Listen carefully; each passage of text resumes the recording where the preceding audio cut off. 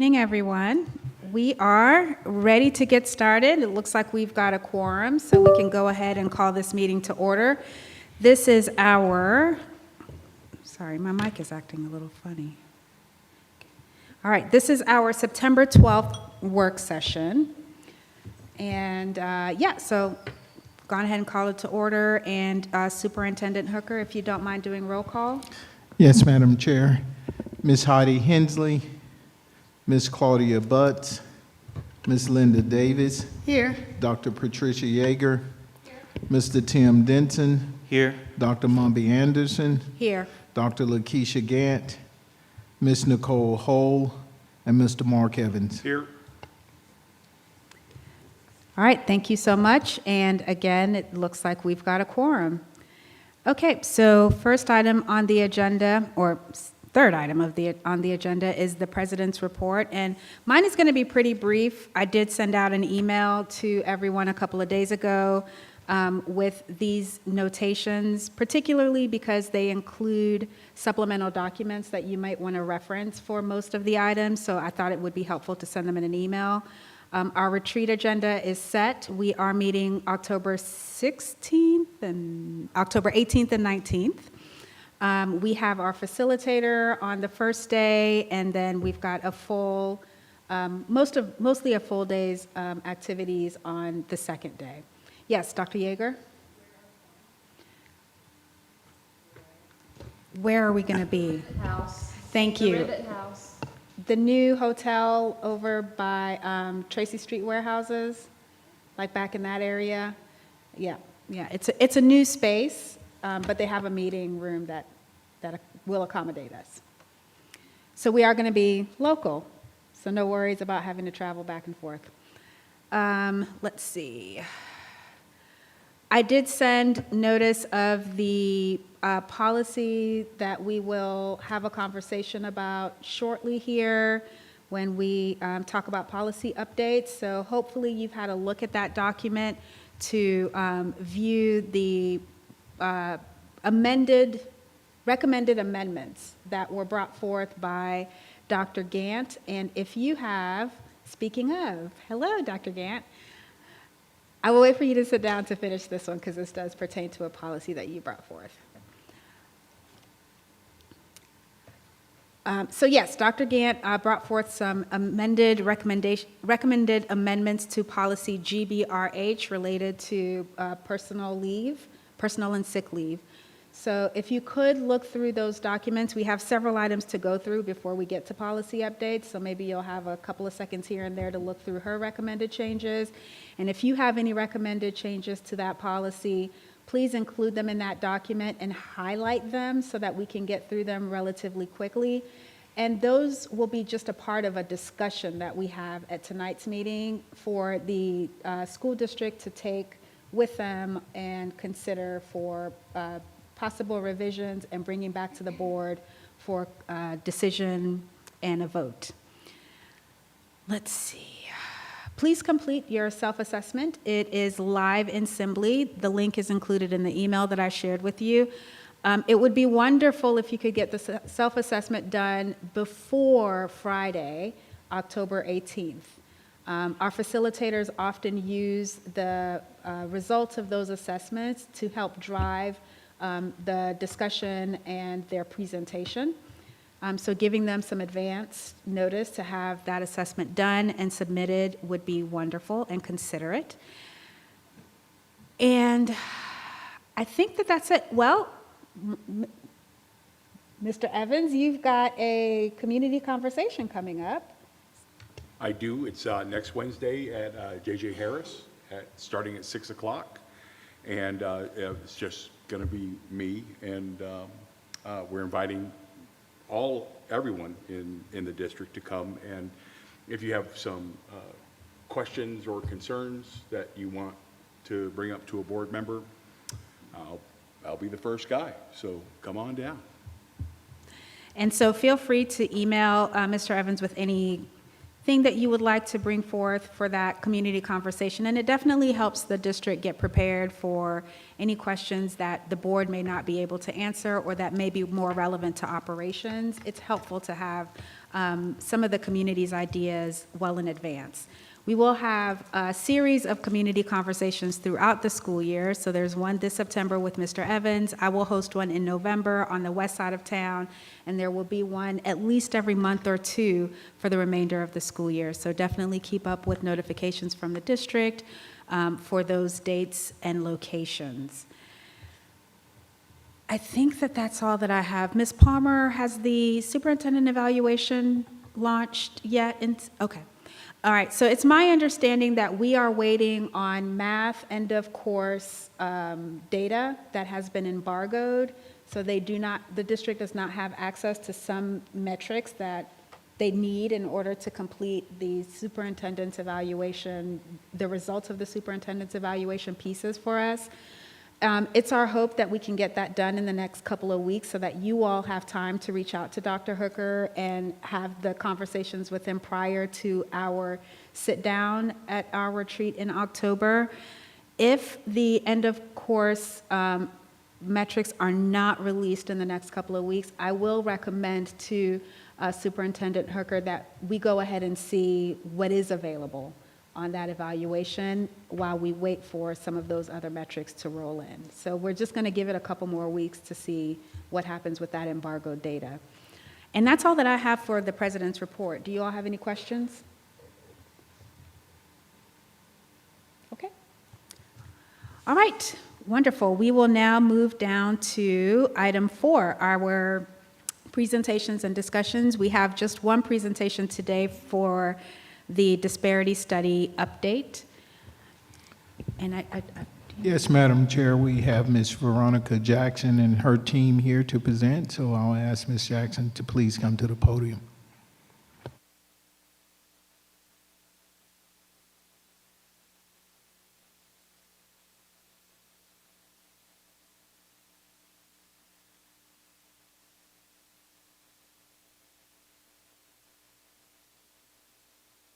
Here we go.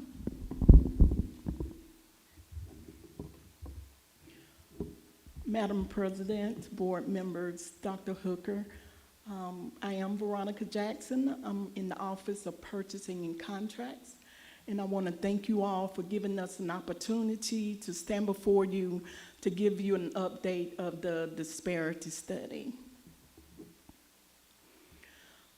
As you know, just a little background, back in 2022, we posted an RFP for the Disparity Study. Actually, it was a repost. We were thinking of collaborating with the Athens-Clarke County government, but at the time we went ahead and posted this one, and of course they posted their on RFP as well.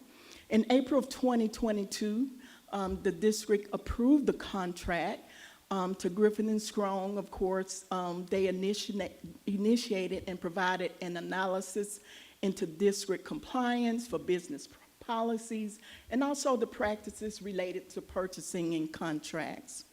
During the following months, the BOE approved Griffin and Strong as they studied the procurement data from 2018 through 2022, and then they gathered additional data, which included online surveys, public engagement meetings, and virtual focus group interviews.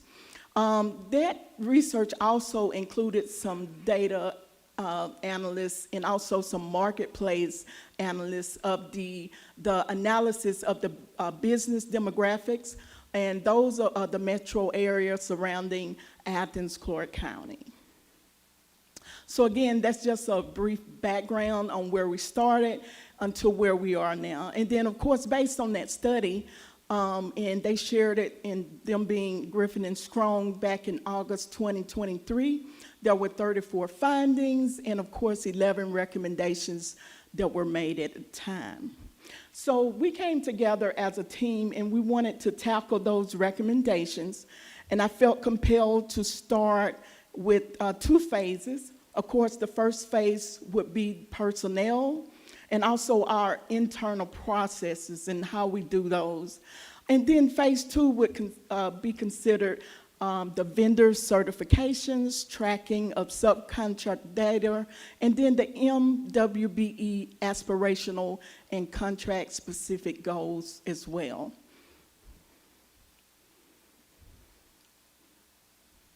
So going into the first recommendation, it stated that to allocate more resources and staff to procurement. Of course, I transitioned into this role, being an executive assistant for many years back in 2013. And so when I transitioned into this, it was only a staff of one.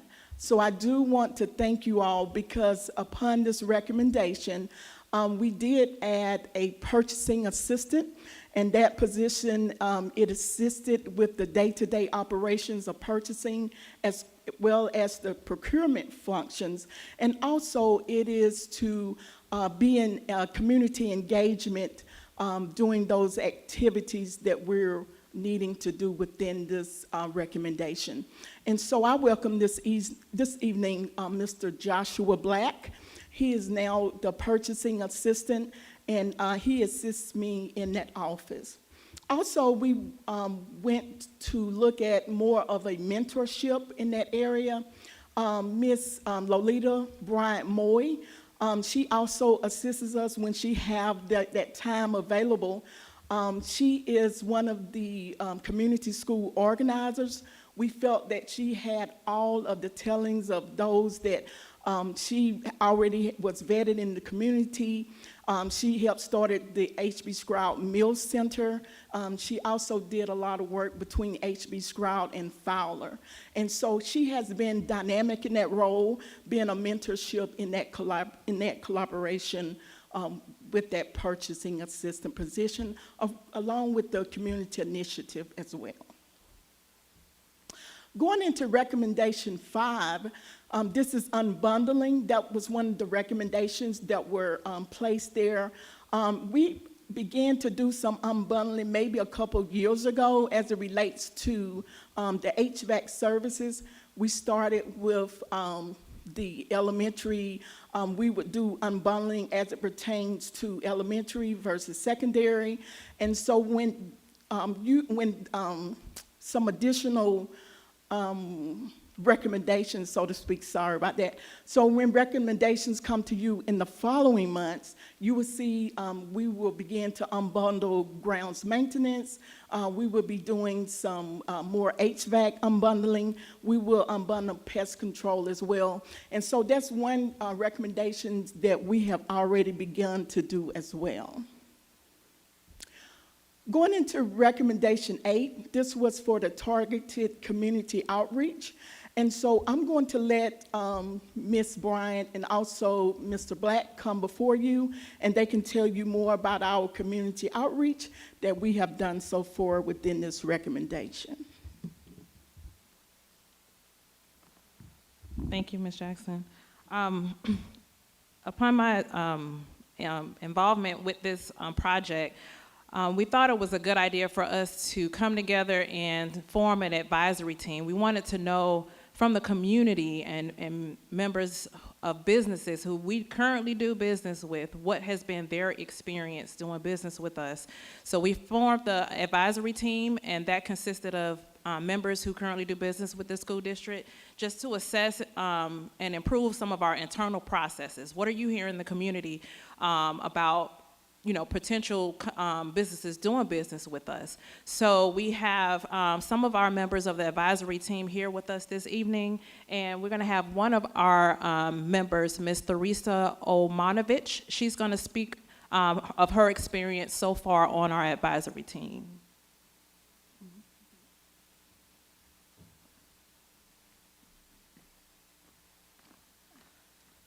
Good evening, members of the board. My name is Theresa Omanovich, and I am the financial officer of Athenian First Development Corporation, and also serve as the VP of Business Affairs for the Northeast Georgia Black Chamber of Commerce. And I'm here tonight representing our 9-member Purchasing and Contract Advisory team.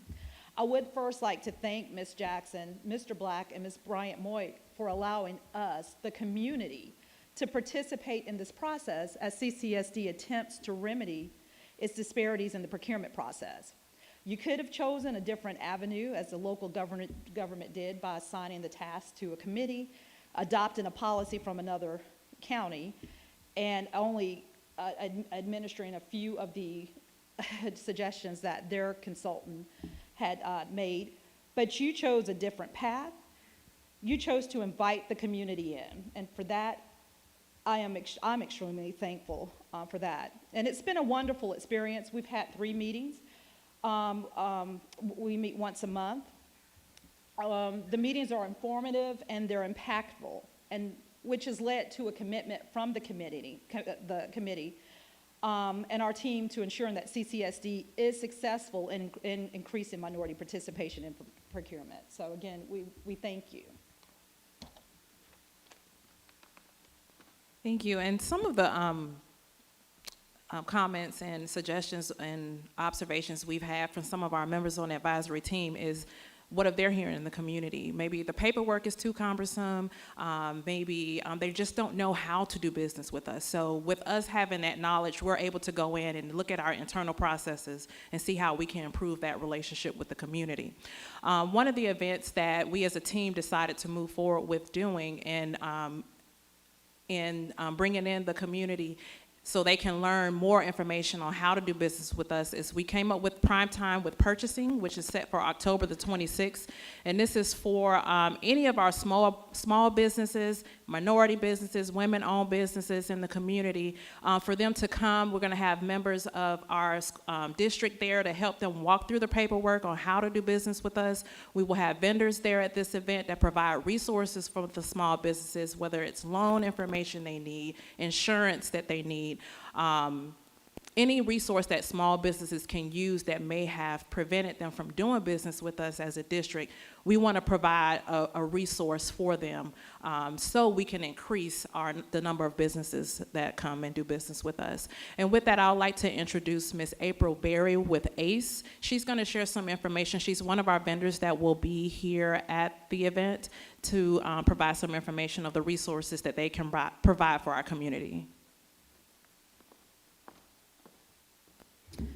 Good evening, everyone. Again, my name is April Berry, and I'm a commercial lender, and I'm also head spear our community involvement here at ACE.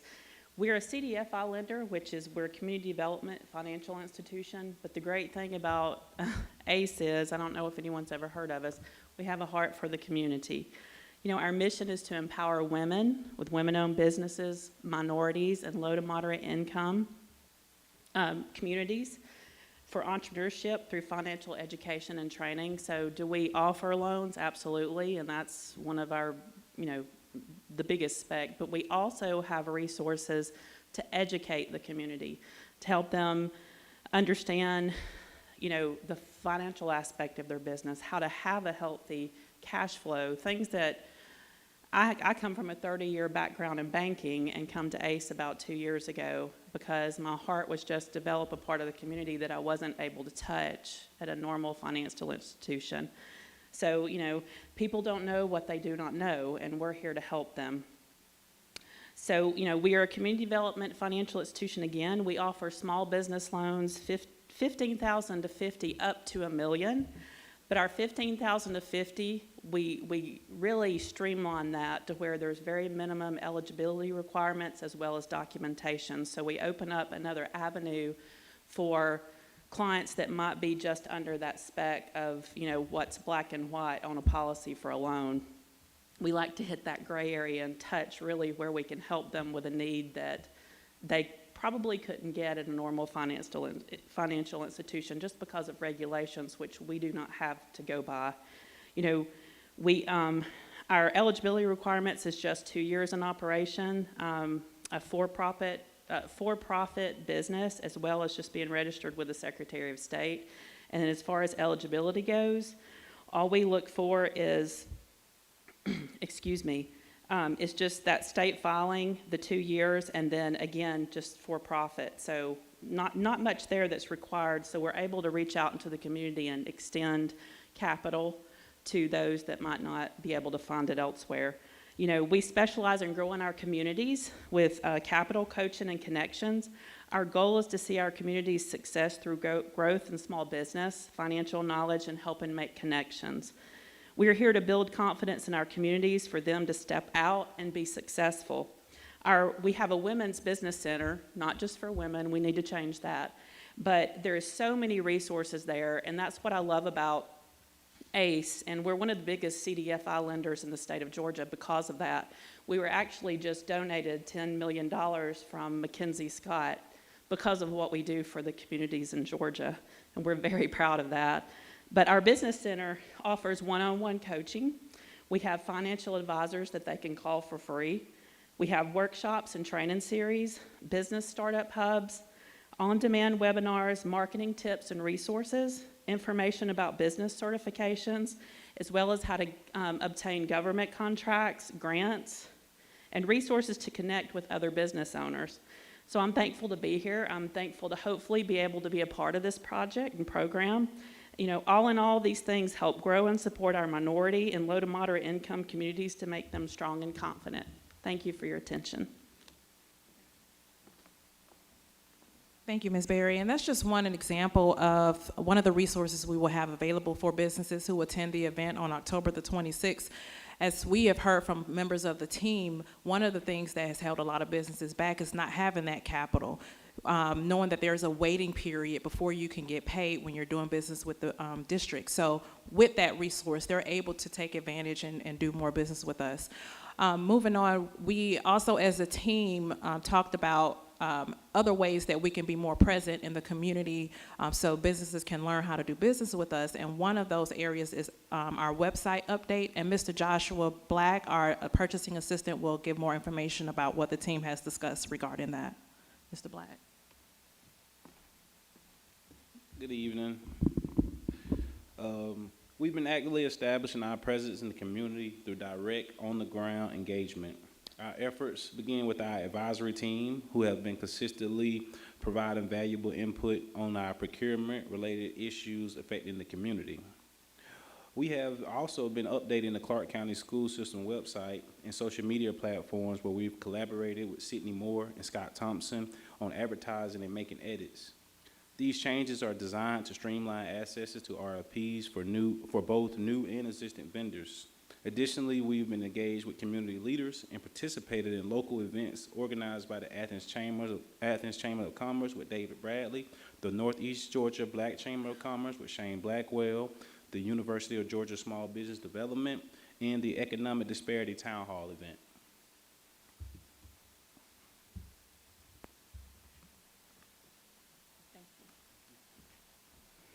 Thank you so much.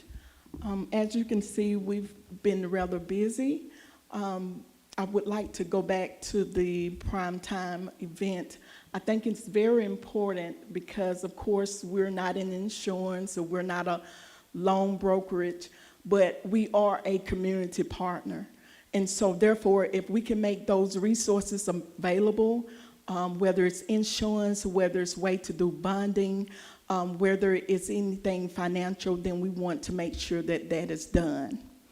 Going into the last few areas of the slide,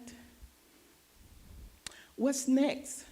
And so what's next is that we have two months with the advisory team, and so we want to go in and look at the streamlining of our paperwork, and so we'll be looking at our vendor pack that we currently have, looking at areas that we can even improve on, remove some items. We'll be doing some vendor training workshops starting in January. These will be available not only in person, but they will also be available virtually. As soon as someone wants to become a vendor, we want to have that available. So that we can train them and have these workshops available. And also, we will also have sessions where we can understand our RFP and bidding processes, and also learning how we do our selection process as it relates to evaluations. And then recommendation 11, starting in the next few months, we will go into that better tracking of subcontractor data, we will be looking at that and also at those aspirational goals. So again, thank you all for your time, and if you have any questions, please let me know. Thank you, Ms. Jackson. And team, thank you everyone for that very enlightening presentation. I will yield the floor to the board to see if anyone has any questions. Ms. Davis, would you like to go first? Yes, thank you. Thank you very much for the presentation. I did enjoy reading every single word of everything that you submitted. So I didn't go back to the disparity study itself. On that, I believe it was 14 findings and however many recommendations. How many of those have been addressed so far? 6. 6 are, and so I Yes, saw the ma'am. recommendations and they were numbered based on Yes. those, so I Yes. appreciate that. I love what I heard today in terms of us being partners, you know, Yes. with other organizations and agencies in the community. My question is kind of in lines with, we have the direct vendors, right? And I think that's what this session is geared toward, direct vendors. Do we gain any leverage anywhere? Do we address any of those concerns that were found in our findings if we are also looking for partnerships with the larger suppliers, taking advantage of minority suppliers to sub on contracts and on bids of that nature? How much energy are we putting into? Oh, a lot. Okay. Matter of fact, we had site visits yesterday and today as it relates to ground, and that was a great point that you made, because one of the prime vendors asked could they go ahead and do some type of collaboration with minority-owned businesses. Excellent. And bring them to the table as well. And I told them that our team was talking about it today, and that's something we would certainly consider doing as we move forward within this process. That sounds great. Also, one of my last, I can? Okay, thank you. And my next question is around set-asides, because one of the things that we were concerned about is to try and push that need for making sure that we have those relationships with the larger suppliers, was to have a set-aside for minority contractors in our procurement process. Has there been any discussion about that so far? Well, actually, that's in our next phase, and that what's next, that's in that recommendation 11. Not only we'll talk about set-asides, we'll talk about those aspirational goals and how those would be measured as well. Excellent. Thank you. Thank you. Okay, other questions? Yes, Dr. Gant? I have a few questions that I'll place in our questions document, but I couldn't let the time go by without saying thank you for the work that you all are doing. Yeah, I know we still have, a ways to go based on that baseline data. I would love to see us really following, what our outcome measures are because of the work that you all are doing. I think it's critically important, and I'm so appreciative that your office is taking the lead and really getting in the community and making this accessible, to businesses that may not otherwise have that. So thank you. Thank you so much. Okay, anyone else? Yes, Mr. Denson? Thank you, Madam Chair. Yeah, thank you for this presentation and all the work that y'all have been doing already on this. My question is on the What's Next recommendation 6. Definitely very interested in the vendor packet review that y'all are going to do with the advisory team and the assessment of the vendor selection process. Do y'all have a timeline on how long you think that will be, and then when you might have recommendations to come back to us? Absolutely. We will actually begin in our September meeting. We will begin on recommendation number 6. And so we can certainly bring that back before the end of the year and give an update again on where we are with that. And because at the beginning of January, we want to really dive into our goals, our set-asides. And so that's kind of how the timeline was. We just felt compelled to start with the things that we, as far as the personnel, the things that we felt like we need to go ahead and tackle first, and that includes the paperwork, all of that, and then we want to spend a lot of time as far as those aspirational goals as well. Okay, thank you for that. Okay, any other questions? I have just a couple of questions, if you don't mind, Ms. Jackson. Okay. The prime time event, is that a sustainable event that will happen and can happen with all the resources that you all have regularly? Like, is it once every semester, once a year? What's the plan on that? Yes, we're going to have it at least, we talked about maybe every quarter, but at least twice a year, we're going to have that. Okay. And along with that, we want to have the workshops available. We want to be able to, if someone needs to come in and get some type of tutorage as it relates to anything, we want to have that available too. Okay. And is there a time of year where the RFPs and bids are just at their sort of peak, where you all find your office is really just like busy with processing? Now. This time of year? Okay, so Yeah. having a workshop like this Yes. time of year is definitely, Yes. okay, beneficial. Yes. Gotcha. And then I was just curious about the unbundling of those 3 specific units, HVAC, grounds maintenance, and pest control. Was there a reason for that and not some other divisions or units, or? Well, those were the service, since there were service contracts, those were the ones that we started at initially. Of course, you will see one of our agenda items, the recommendation is copier. It was just a little bit too cumbersome to do that because of the lease involved, but definitely that's something we want to do in other areas as well. We just started with those service contracts initially. That makes sense. I did Yeah. not piece the personnel service. Okay, gotcha. Thank you. That was super helpful for me to better understand. All right, thank you so much. Barring any other questions, I think all right, I think we are ready to move on. We really appreciate you all taking the time to come out here and talk with us this evening. Thank you all again. Okay, we are ready to move on to item 5, and that is our business items for discussion for consent agenda. As usual, we will go down this list. I will call the item out, and if you can, please very obviously raise your hand or call out in some way for the item to be removed for discussion. Item A, August 8, 2024 work session and board meeting minutes. Consensus. Item B, approval of revised 2024 BOE meeting schedule, the change to the October date. We good? Okay. Item C, personnel. Good. Item D, school bus purchase 24-25 school year. Good. Okay. Item E, field lighting upgrades. You'd like to pull? Okay. I'd like a separate vote on that. I'm sorry, please repeat that? I'm so sorry. I'm sorry? You said pull? Pull. Okay, I'm sorry, I didn't hear you. Field lighting upgrades are pulled. Item F, copier contract. I'm sorry, Dr. Yes, Dr. Gant? I'm sorry, which one was just pulled? Was it D or E?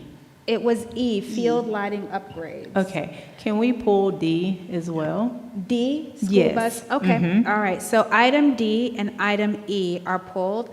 I will go down the list and then I'll come back to the items that were pulled to see if you have some feedback as to why. Item F, copier contract. Okay, we're keeping that. Item G, Cedar Shoals Phase 1 furniture order. Okay, we're good. H, Cedar Shoals Auto Shop equipment purchase. We're good. I, residency-based teacher apprenticeship. We're going to pull, Ms. Palmer. Item J, CCSD GA Conflict Center Independent Contractor Agreement. We're good.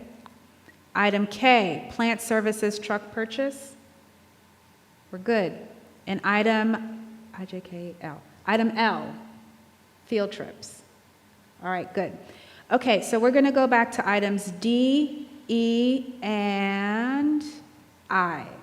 For item D, I'm sorry, could we please pull the copier contract, item F as well? I have just a couple of questions about that. okay, Thank D, E, F, and I. All right, for item D, the school bus purchase, provide some maybe input, or if you have any questions. Yes, and I'm blanking on the order. I also have a question about something else, but I don't think it needs to be pulled from the list. So I don't know where that fits in our conversation. But yeah, with the school bus purchase, I just wanted to be sure that I understood like the differences. I think I see the differences. I went back and pulled up last month's attachments and the descriptors with this month's, and I'm very happy to see that we're making small steps. So thank you, Dr. Hooker. I see the look. But yeah, I think it's great. I just wanted to be sure I was understanding everything correctly because there were significantly more attachments and just information. So I just thought it warranted just some clarity, a quick overview of the differences between what we had last month and what we have this month. So. Dr. Hooker, would it be possible for someone to just kind of give us a brief overview of the changes, either now or at our regular board meeting? Dr. Askew, are you prepared to give those differences at this meeting? Sure, I can speak now or during the regular board meeting, either or. It's really what you prefer, if you'd rather wait. We can do it during the board meeting. Okay, all right, then we will pull that item from consent and he can just give a brief overview of the changes. All right, fantastic. And that might give you a chance to put your thoughts together. I don't know. I need time sometimes to make sure I don't blabber. I don't know. I'm blabbering now, so here we are. Okay, item E, field lighting upgrades. I think, Ms. Davis, you're the one that asked for that to be pulled. Would you like to provide some thoughts on it? I think it's a very important change, and I guess I read all of the documentation. I think what I don't understand is, are we going in, what's driving it? What's driving the upgrade? Are we transitioning from one type of lighting to another type of lighting? Is that essentially what that is?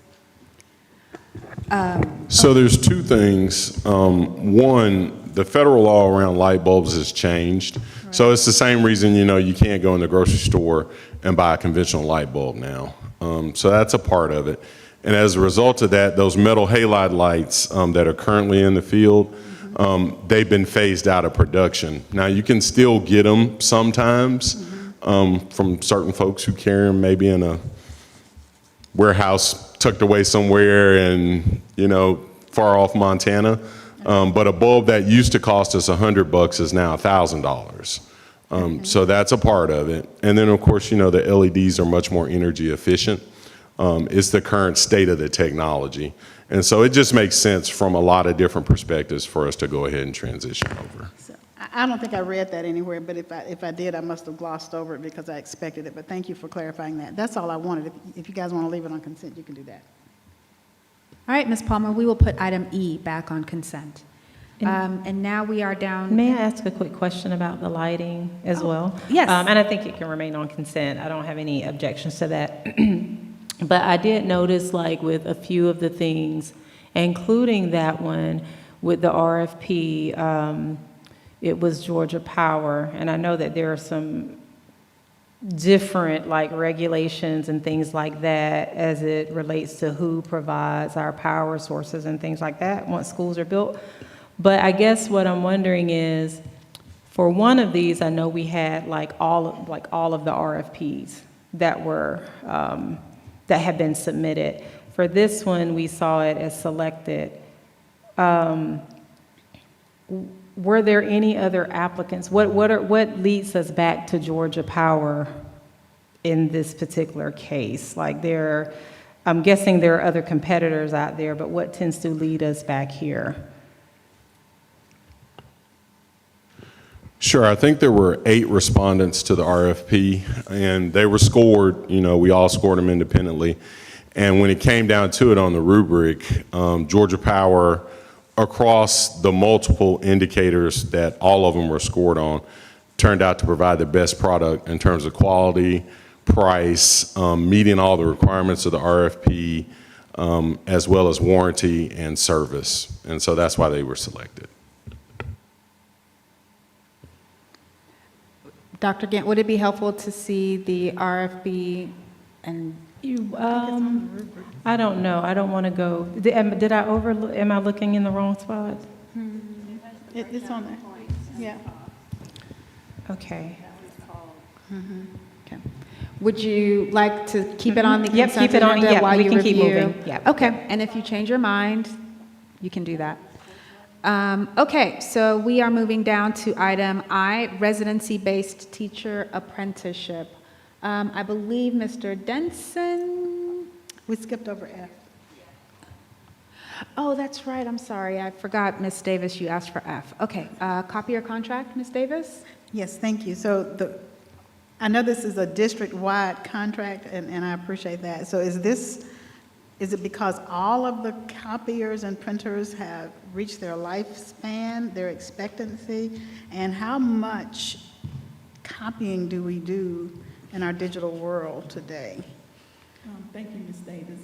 Yes, it is district-wide. Also, we do about 15 million prints per year. We looked back at data all the way back about 3 years ago, just to get an average, because what we are proposing and what we're recommending is a flat rate, meaning that we do not exceed that amount so that we could get a better cost. Currently, we do have about 217 copiers. We're recommending 246. The reason is because last year, one of our asset coordinators, I had him go to each school and see what the needs were.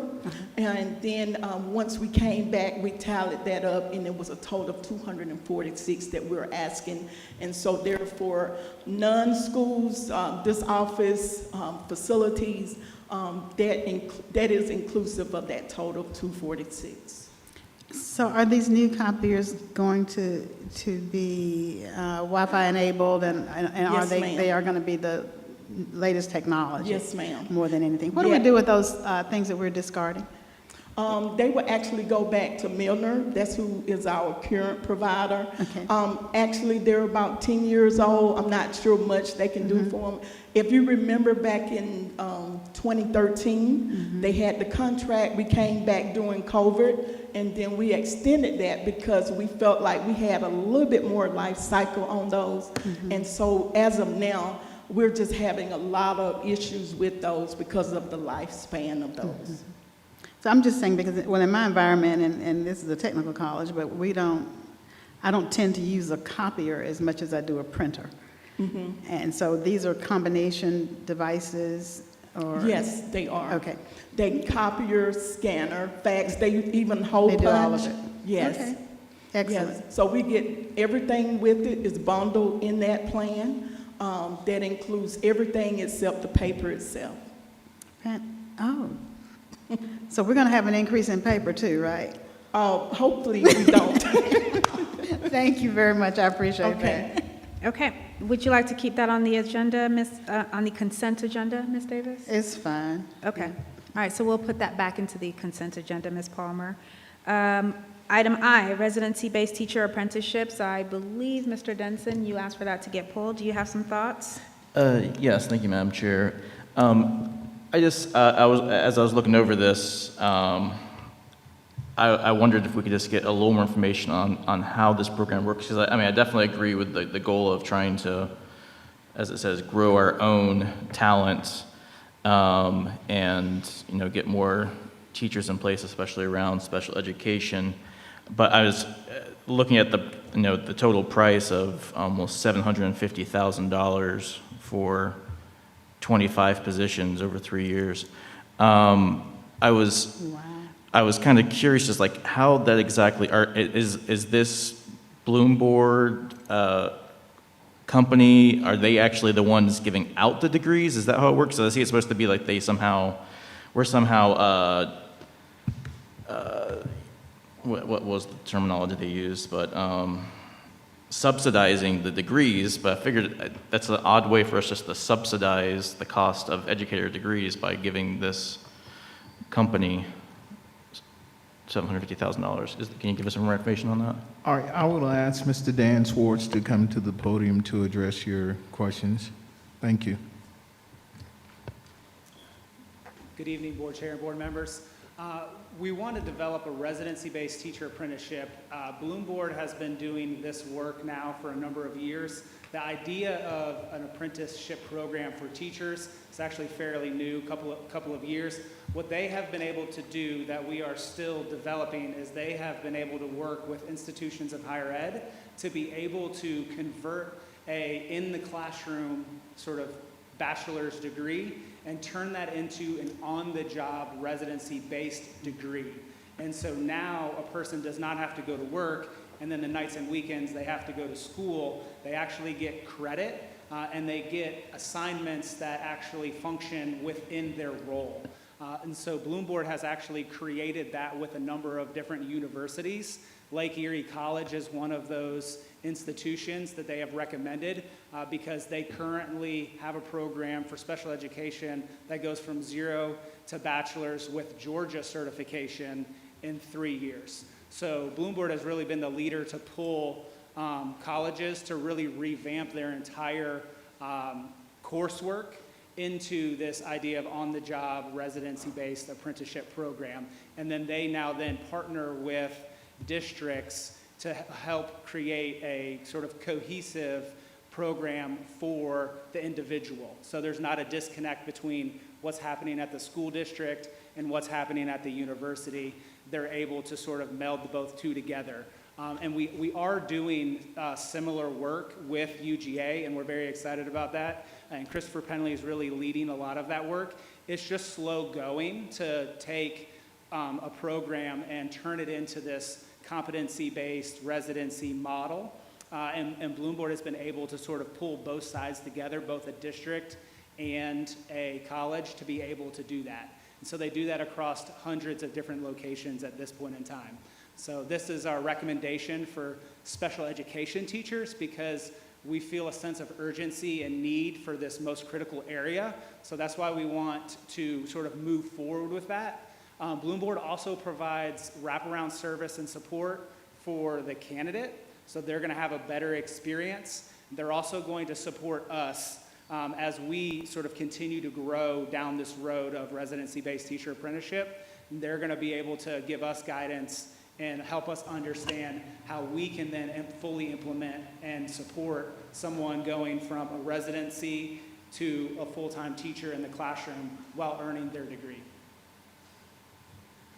Okay, thank you for that background information. And so I guess I'm hearing because as you brought up, with us having University of Georgia here and also Piedmont, universities that have education programs that put a lot of people into our school district, it definitely seems like that would be the direction that we'd want to go for this. Is that hopefully what the end goal is? Absolutely, that's where we started. Okay. So we have been doing this work, thanks to Dr. Blankenship, since 2012, doing a lot of research around what this looks like. Is this a good fit for our school district? And so we've engaged very early on with those universities at this point in time, and we've also reached out to close to 10 to 20, very significant amount. Dr. Christopher Penley and I have been reaching out to institutions in Georgia. Where they're at right now, because this is so new, a lot of them have just been focused on online, right? Like, how do you take something that was in the classroom and turn it online? So many of them are moving towards just online. Well, this idea of on-the-job learning and getting credit for what you're learning on your job is a complete redesign again of that type of curriculum. And so they are willing to sort of engage at one level, but some of them tell us flat out that we're not interested in that. Some of us say in a few years, some of us say they're going to move towards that. But we are in conversations with a couple of institutions in Georgia to hopefully begin that work. And I want to give UGA credit. They were very, they said yes, but they said we can only do that at the middle grades level. And so they have said pretty flat out, at this point in time, we are not looking to do that at the undergrad level.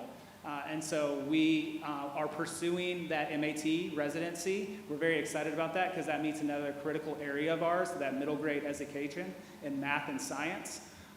But our biggest need is special education, and we cannot find someone to be able to do that. But Bloom Board has been doing this work and kind of leading in that area. And so they do have this option that we feel like it is a great investment to be able to provide that for a number of our current paraprofessionals who feel barriers to getting a teaching certificate, as well as those in the community. We feel like those are our target area, and this residency program and it being subsidized will remove the barriers that many people face between the time, the energy, and the finances to actually make the shift into education. And our other big heart to this is around true preparing someone to be a professional educator, as opposed to finding someone and putting them into the classroom and giving them training while they're leading. We want to create this runway so that they are fully prepared and fully certified to meet the needs of our students and our special education students at that. And so we believe that this is a good option. We do know it is a rather large investment, but we feel like that investment is going to go towards many of our paraprofessionals now, as well as the community, and reduce cost in other areas. And so while it is an investment in one area, we believe we will see reduced cost in the retention rate of special education teachers, which is our highest area of attrition at this point in time, as well as contracting costs. And so we believe that that's kind of going to offset one to the other and allow us to invest more in our community and the development of that individual so that they can stay. And one of the beautiful things about this and Bloom Board is the wraparound services. They see a 95% completion and then retention rate, which is much different than if someone is going to university on their own and having to navigate all of the application and the fast perform and all that paperwork. They have a dedicated person who will walk each person through all of that and regularly touch base with that individual as they're completing their assignments on the job. So we're excited about this opportunity. Yeah. Thank you for that background. That's really helpful. Yeah, thanks. Okay, other questions? Mr. Evans, I saw you go first. Go ahead, Ms. Davis. Go ahead. I've talked a lot. You go first, and then I'll come after you. Well, I'm curious because this is where I live. And I've honestly never heard of these people until you brought them forward. Yeah. And so that bothers me. The second thing that bothers me is I can't find GACE passage from them. Like their rates? The certification exam that teachers have to pass. And I couldn't find any data anywhere out there about that.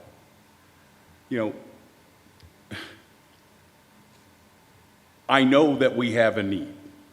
And I know it's bad. I mean, I work in teacher ed, and we're not having people come into the ranks, so I get it. We've got to think outside the box.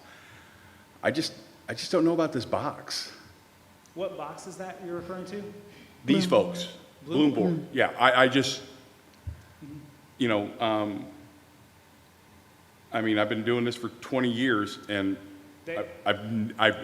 and when I go to my colleagues and I ask them the same question, they're like, who?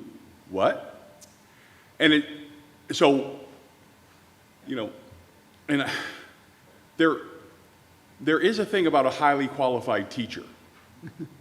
And while I do know that you really don't understand what it means to be a teacher until that very first day with that first class all by yourself in that lonely little island, I get that.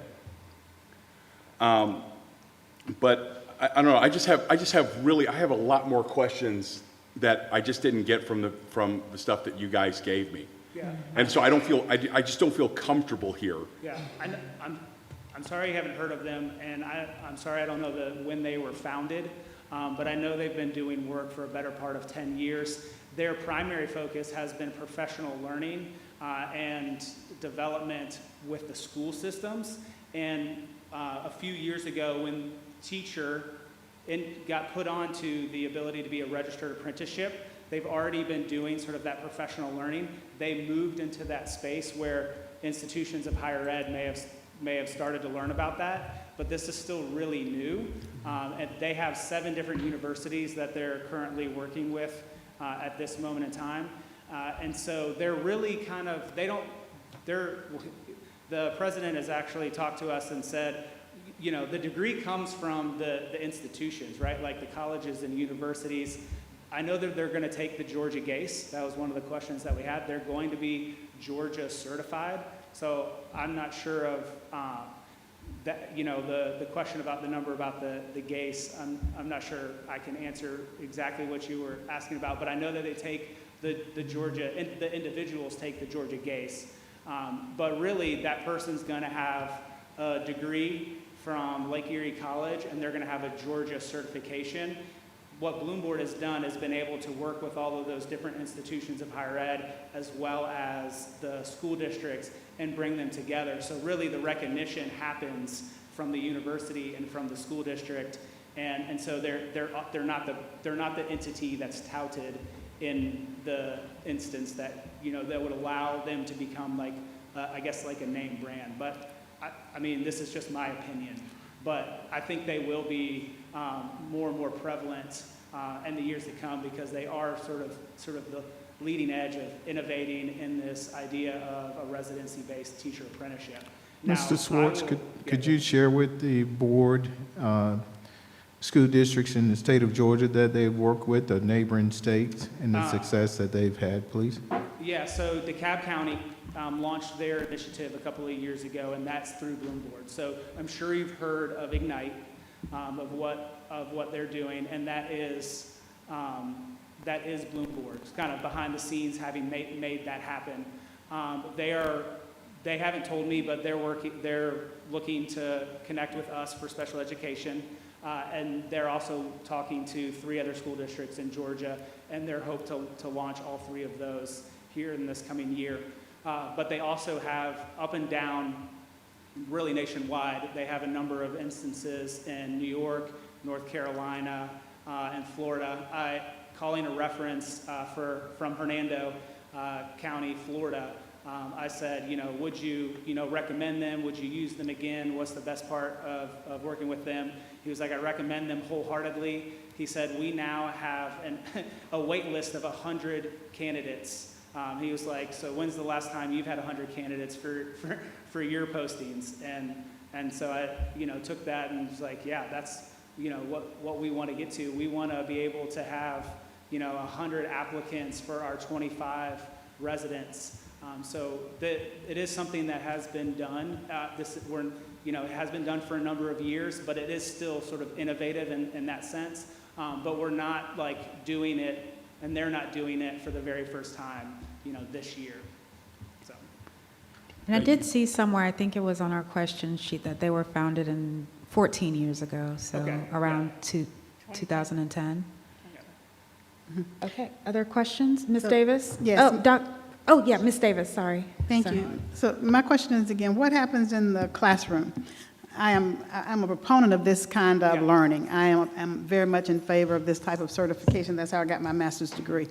But the question that I have is, what's happening in the classroom? What's the impact on the children?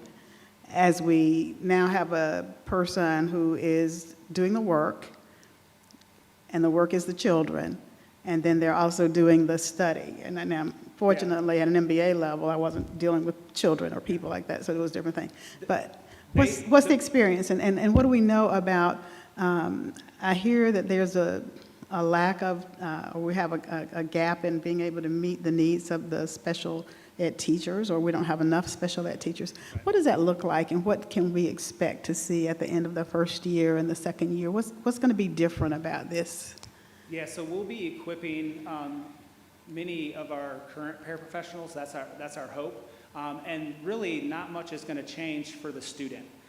What is going to happen is that individual who's in our paraprofessional position is going to get credit for the work that they're actually doing with the student and alongside of the teacher. And so they're going to get that credit. They're going to have an assignment where they have to talk about developing a relationship with a student. And then they'll be able to sort of document that, submit those artifacts, get feedback on those artifacts, and then if they meet mastery, then they can move on to the next one. But if they then need a few more critiques from the university, then they'll go back and make those adjustments and then resubmit those artifacts. So that's the great thing, is now that they actually get the credit, because you all know how much a paraprofessional does in a setting, and how much they have learned through all the great professional development that we have provided them, as well as partnering alongside of a certified teacher. And so now they just get to get the recognition for the learning that has happened on the job. They get it in the university. Now they'll still get learning from that university, but the application of it doesn't come from sitting, listening to the professor and writing a paper about it. The application comes from them actually taking and doing it. And so that's what we believe will happen from that standpoint. And so my question is around the supports for the children and that teacher. Yeah. So Because again, now we're giving them some new work, and do the class sizes get diminished because they now have another direction that they're focusing on? We should. Yeah. I mean, how do you support a person who is trying to earn this degree and at the same time do the work of taking care of the children? They will have a mentor, but from the student's perspective, the class size won't increase or anything like that.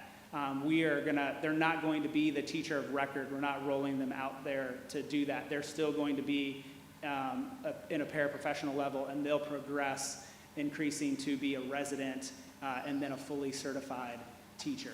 So we're not exchanging a teacher for a resident in a classroom. We'll still have the teacher, and then we'll still have the resident that's there. Thank Dr. you. Gant, I believe you had your hand up, and then Ms. Hensley will get to you.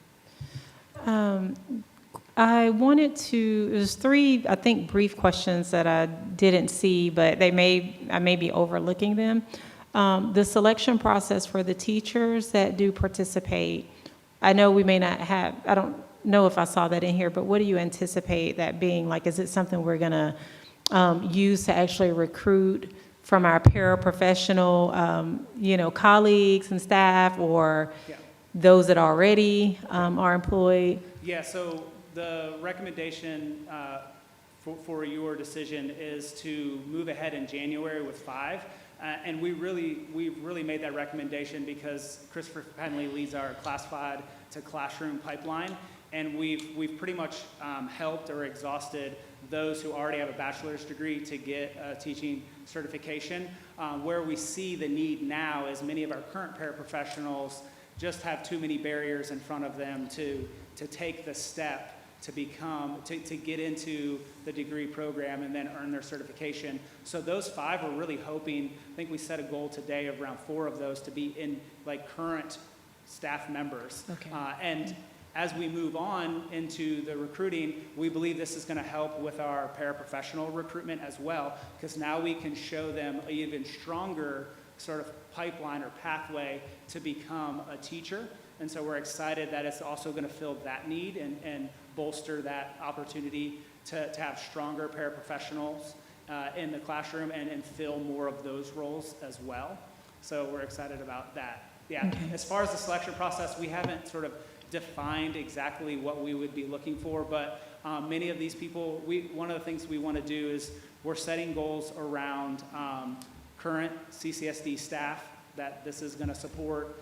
Local area, 75% we want to see come from sort of the Athens-Clarke County area. We want at least 75% people of color. So those are some of the metrics that we began to talk about. We want to see a solid work history. We're gonna lean stronger on work history than perhaps education, GPA, in the past. Sometimes what you were back in 1990 when you took a class is not who you are today. And so we want to recognize sort of the tenure and work history that people would bring to the table to recognize them as a qualified candidate. But we're still fleshing that out and would welcome sort of feedback on sort of that criteria that we begin to look for if you approve this. Okay. Mr. Swartz, can you talk about how this connects with our education pathway? Yes, so we are already in conversations with our teaching as a profession friends, and what we want to do is create a seamless transition. So for those who go into that pathway, that they can begin to do pre-resident work, and I'm very excited about the work that ACCA is doing with the teaching as a profession. They're starting to talk about having them graduate with their para certification, which would then perfectly fold into having them become a paraprofessional, and then they get the on-the-job learning, and they get that credit moving towards being a full resident into a teacher with certification. So we see this as we're starting here, and we're starting with special education as our greatest need, but we want to expand that out. We have a larger vision to reach all the way down into the teaching as a profession, into the fully certified teacher, and we are working and we're committed to bringing to you a Georgia institution of higher education. We are in conversation, so I don't want to lose that sight. But what we want to do now is try to meet the need of special education, and we believe that this will allow us to take a step in that residency-based teacher apprenticeship work, as well as meet a critical need. Thank you. Ms. Hensley, did you still have some questions? Just really quickly, so kind of jumping off of what Ms. Davis was saying, you said that each of these candidates would have a mentor. Would that be a teacher within the school system? This is not coming from... Both and. So they have a dedicated, so first, yes, they will have a mentor, a Clark County School District teacher who will support them in that work. That is a promise and best practice. But from the university side, they also have a person who will touch base with them, helping them ensure that they get the necessary assignments in on time, and they, fill out any forms that they need from the university level. So they're not just left on their own from the university standpoint or from the school district standpoint. So in understanding that the reason we're trying to do this, I mean, I understand the teacher shortage, I get it. But here we are in a situation where we're having teachers mentor other teachers. Do we have what's the deal with that? Are we compensating those teachers who are now mentors as well? Yes. Yes, we are. Yes. Okay, so that teacher would have a compensation to help mentor this other teacher. And that's not coming out of this money that we're spending on Bloomberg. That's completely separate. Okay. And then my second question is, and I'm trying to find it in here, and it may be in here, but there's the idea behind this is we're going to have 3 years with this teacher, right? Because they're going to want to stay with us to get this pathway and this degree. We'll have 3 years with the resident. And with the resident, is there anything beyond that? Like, are we going to spend this money? I know one of our goals is to have long-term teacher retention, correct? And what are we kind of building that in, where if you go through this pathway, you need to commit 4 more years to us or whatever, like what, I didn't find that in here. Yes, we are going to have a commitment of at least 3 years to participate in this program, that they're going to commit to that. There's other 2 pieces of research that comes out. One is the retention rate that happens is significantly higher. So just off the bat, even without a commitment. And then the other research is, and I'm doing this off the top of my head, so I apologize if it's sort of slightly inaccurate, but I think research shows that an individual who is a teacher, 75% of the time has grown up within a 40-mile radius of where they actually teach. And so that's our heart and focus around this idea of a residency-based teacher apprenticeship, because we want it to be our current people who have been with us already for 20 years. Now they're just given the opportunity to advance their career, or someone in the area who wants to sort of take that step to becoming a teacher and have a profession, and we're giving them that opportunity. So yes, we're going to ask them for that commitment, but we also believe there's a built-in retention because they're going to be more likely to stay naturally than a traditional teacher that we recruit. Okay. Are there any other questions from the group? Okay. I'll just, if I may, Christopher just gave me a statistic that our homegrown teacher retention rate is the highest of any group of teachers that we look at. I have just a couple of questions, but I think mine are pretty quick. So from the funding chart, well, what is this, a pie, what is this, the stratified table that you have where it's like Oh, yes, 4,100 the- expected candidate contribution? Yes, ma'am. I was having kind of a hard time following. So the candidate contribution is 4,100 for a year's worth of coursework and training. And then after this initial funding period, this future annual funding scenario where the 3,000 of, I guess, subsidized cost is from the workforce, is that a guarantee? No, that's why we wanted to present to you the full cost. We didn't want to sort of sugarcoat it in any way. We feel like it's a great investment, but what we believe is that we have the opportunity, because teacher is now approved on the Department of Labor for the registered apprenticeship, that we can access workforce dollars. And so there is funding out there to offset that, really sort of that number that you see before you. We hope to decrease that at a rate. In fact, if you approve it today, we'll be able to apply for a $50,000 grant that will go towards this. That 10 residents will get $5,000. And so that will, again, sort of decrease those costs. But we didn't want to sort of promise any workforce funds that then we couldn't deliver on. I wanted to start with the number, but let you know that there is an opportunity to offset a good portion of this through grants and workforce funding. Okay.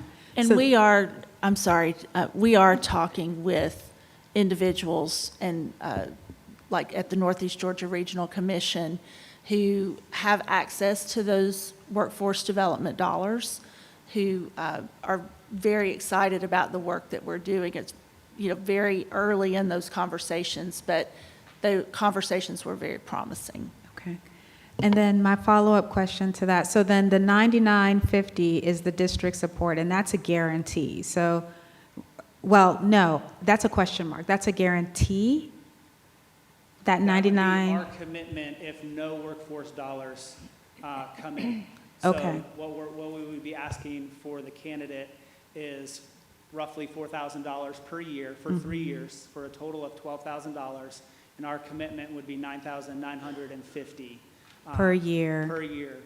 So, yep. Okay. And so after this initial funding expectation is for 3 years, starting with 5? That would allow us to put through 25 residents. all For the way 3-year period. For the 3-year period. And that, I'll also mention again, we may find someone who already has a year, that's 0 to bachelor's. So we may find a number of great applicants who already have a year or maybe even associate's degree worth of credits, and that means that they'll be able to move through faster, and that would be less on our end. Okay. Okay, and then my last question / statement is metrics. People love metrics. And if the board is expected to, assuming that the board approves it this time around for this initial round, it seems to me, there's some questions around the using Bloomboard, because I also could find very little information, and thank you, Dr. Blankenship, for providing some additional links.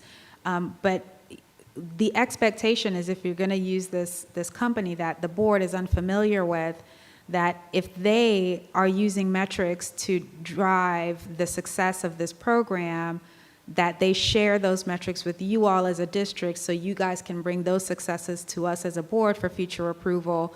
But if they're not providing those metrics, like the passage rate for the GACE testing and those types of things, then I would encourage you all as a district to get together and say, well, what metrics are really going to support our case for future funding for another 3 years, because Bloomboard is really not providing these types of metrics to you all. I wholeheartedly agree with metrics, and the thing that I will say is I hope that everybody has advanced at that point in time, and that we have a strong partnership with an institution of higher ed in Georgia, and that we don't need this intermediary who has brought together a university and a district. We're now 3 years along, and that we can fully stand that up on our own, and we have a fantastic Georgia institution of higher ed who will do that. That's our ultimate goal. So our goal is not to perpetuate every 3, 6, 9 years, continue to do this. Well, the reason why we brought this to you at this moment is because we believe that the special education teacher shortage is significant and only going to increase. We believe this will meet the gap for these 3 years to help us start to sort of chip away at that while we sort of pursue and finalize and adapt sort of college coursework so that we can have an on-the-job learning residency. Okay. Thank you so much. And I'm assuming, Mr. Denson. Yeah, just one more question, because like seeing DeKalb County and some of the other places that have used this, Bloom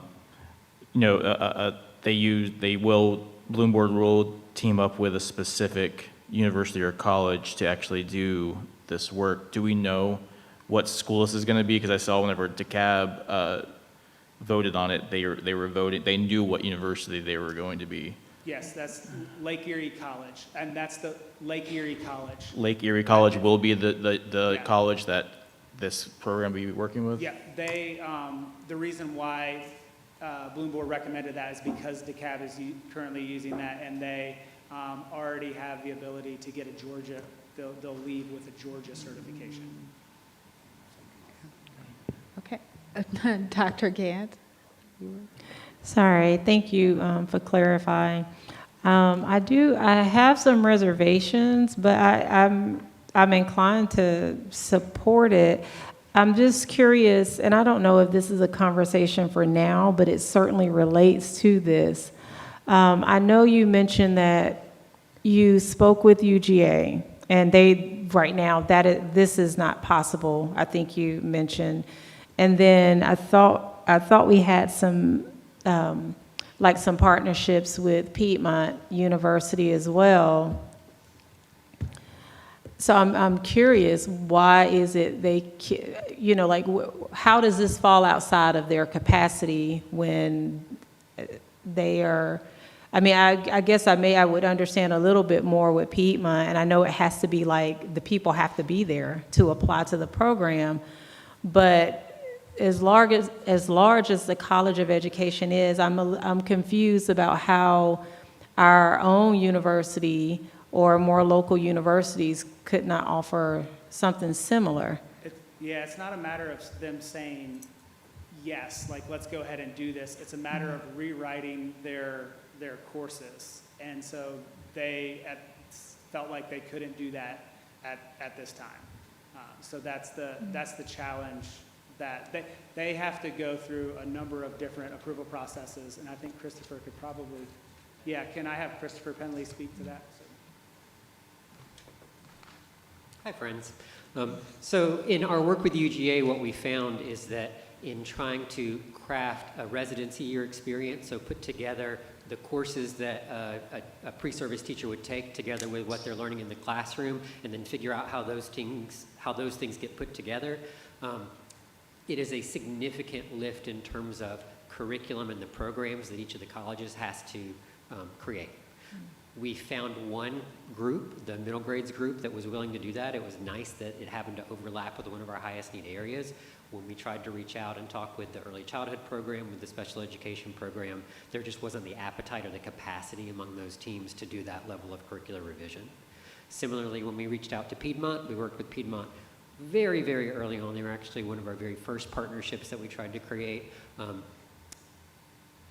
They had a leadership change, and so the partnership that we were working towards sort of fell apart, and that was on the Piedmont side, not on our side. And then when we came back to them, when they had new leadership, in just all honesty, the pricing was way too high for what I want our parents to pay for an education. And so assume if this passes, those conversations won't necessarily stop with other universities. Like I know we have minority serving institutions and things like that you may already be pursuing, but it's not like an either or. It's like this is what we do right now, and we still continue to try to build those partnerships. with the Absolutely. universities or colleges? Okay. And every time we work with UGA, I remind them to tell their colleagues that whenever they are ready to get on board with this, we are ready to get on board with them. And every time we are talking to an EPP around field placement or anything else that we do with them, we also tell them, hey, we're moving towards apprenticeship. If you'd like to join us in that, please let us know. Okay. Overarchingly, teacher prep is going to move towards this over the next 5 years in general. Like, we can do this now, or you're going to see us back in 5 years where the state is saying we're all going to have to do it. Okay, and we have, just to be clear, we have both Piedmont and University of Georgia students placed in Clark County? We do. Okay. We have students placed from around 20 different institutions at this point. With the increase in online degrees, we place from a lot more EPPs. Yeah. Okay, thank you. Okay, I think we are ready to move on. Thank you so much. Before we do move on, let me ask once again if this is an item that you wish to keep off of the consent agenda or put back on the consent agenda. Off. Okay, if you do want to keep it off the consent agenda, are there asks that you have of the district to consider between now and when this item circles back during the board meeting that they can be thinking about? Mr. Denson? Yeah, and I mean, I'll be transparent that right now I'm leaning towards trying to ask for this to be tabled just because what this, a huge part of this is Lake Erie College. That's who's actually going to be doing the education for our teachers here. And as far as I can find in here, I don't see any information on Lake Erie College or really any idea about how good of a school it comes to with special education or anything to know about it. So that's kind of where I'm at, but I'd like more information just about that college, what other counties, school districts have used Lake Erie College to do this program in other places, what their success has been. Yeah. And if I remember correctly in your presentation, you did say that DeKalb is working with Bloom Board and they're partnering with Lake Erie Colleges, so that's where you found that connection? Because they do the Georgia certified exam? Yes, that's why they recommended Lake Erie College as the college that we use. Okay. So, Mr. Well, on the DeKalbSchoolGA.org website, it says they're using Point Park University in Bloom Board. Yeah. Okay, so what I think may be helpful is to perhaps maybe try to find a little bit of those tiny details about Lake Erie College that may help. It may help with the discussion during the regular meeting. It may not. I don't know, but just kind of a bug in your ear. Anyone else have anything that you would like for the district to consider with this particular item?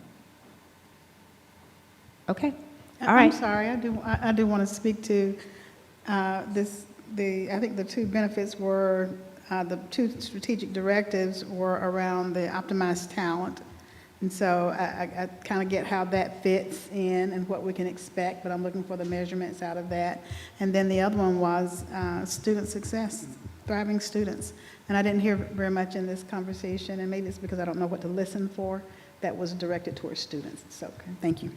Okay, so perhaps some metrics on that you could, I don't know, dig up from Bloom Board of, I guess, retention, those types of things, and student success, if there are metrics that you all could provide.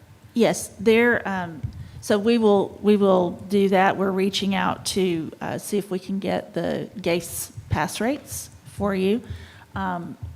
But in the question document, I did link some additional information about their qualifications, their retention rate, and the connection to student success. Okay. I'm sorry, I missed that. I'll go back and look. It was just added, Ms. Davis, so you didn't miss it. Okay. And That feels better. Ms. Hensley? Just really quickly, and Ashley, this is a question to Dr. Hooker. So as we're considering this, and we obviously have a need, and we're talking about student success, who are we actually putting in those classrooms right now?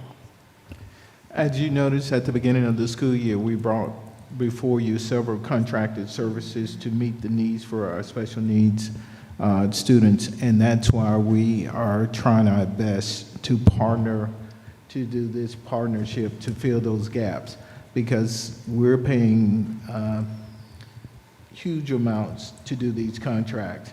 And if we're able to take our in-house people to train them in 3 years to take over these positions, we would not be paying as much as we are now for contracted positions.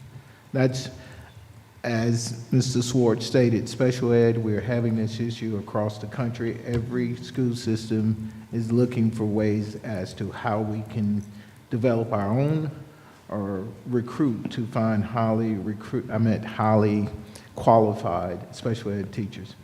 So we're one of the first in the state of Georgia outside of DeKalb County who is doing something that is different and not following the traditional method.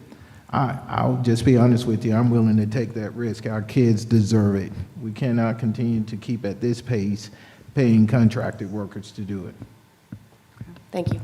Okay. And additionally, Ms. Hensley, the majority of the positions, although we were very proud of only having 11 positions vacant at the beginning of the year, the majority of those were special ed positions. So we're having to, in those cases, they're having to rework schedules for students. Maybe it might slightly increase, a classroom size or a caseload. And so this would help to alleviate that problem too.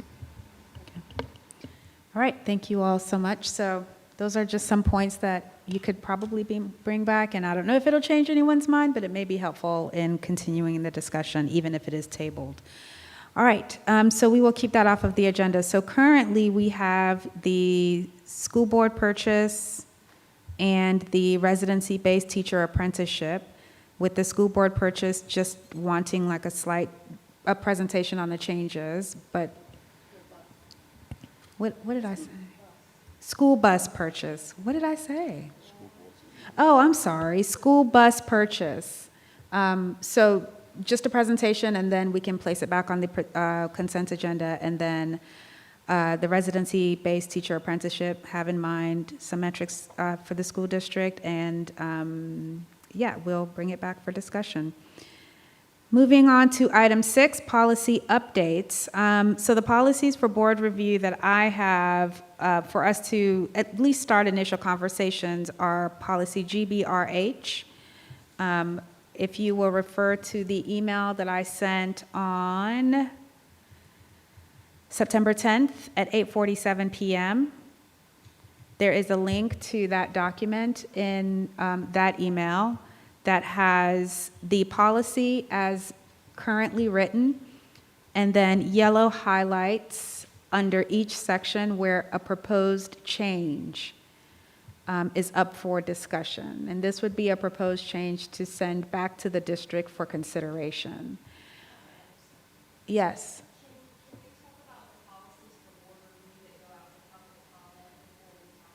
Oh, I'm so sorry. Yes, we can do that. Okay, let's table this conversation and go. Okay, I'm so sorry.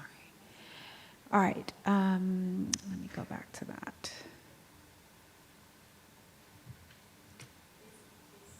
I gotcha. Policies, okay, there are 6 policies up for discussion today. I believe all of these were in our board updates. So what I can do is just go through each, and if you want to discuss or have questions, just raise your hand and we can pause. First one is Board Policy GBRIG, Federal Family and Medical Leave Act. Okay. Board Policy GCI, Classified Personnel Evaluation. Yes, Dr. Gant, you have a question? Yes, and this, is there a process, like a separate policy for classified personnel? Okay, there is. Are you shaking your head? Yes, there is a process to like have their evaluation like relooked at, or to like appeal their. Oh, certified? Classified. Oh, classified. Mm-hmm. Am I? Oh, to Let me be appeal their sure. evaluations, you mean? Yeah, let me be sure I'm in the right policy. There is no policy on appealing the evaluation. For classified. Okay, but there is for certified, or I tried to search, but I got lost in our policies. Yes, there is for certified. It's required by law. Okay. Okay. Okay, so there is not for classified. Okay. Any follow-up questions or continue? No, I would like to see our classified staff have some type of, I mean, it doesn't have to happen tonight, and it's not contingent on what's here, but I do think we need to have a process for our classified staff as well. Agree. Okay, so that is something that you would like to present as future policy discussion? Okay. Yes. All right. Evaluation appeal. Okay, I've noted that, and we will circle back to that some other time. Board policy IKC, teaching about religion. I'm sorry, before we leave that, I noticed that we're taking out or designee a lot in these policies. Is there some rationale for that in the reviews? Is Has Ms. there been a Bonas new, here? some ruling or something about that? Dr. Blankenship? Well, not just this one, I mean, across the board, I see us taking that out. So, or designee has been stricken from a lot of our existing policies, and she's wondering if there's a rationale for not having a designee in many of these situations where someone else can speak on a person's behalf, I think is your question. Yes.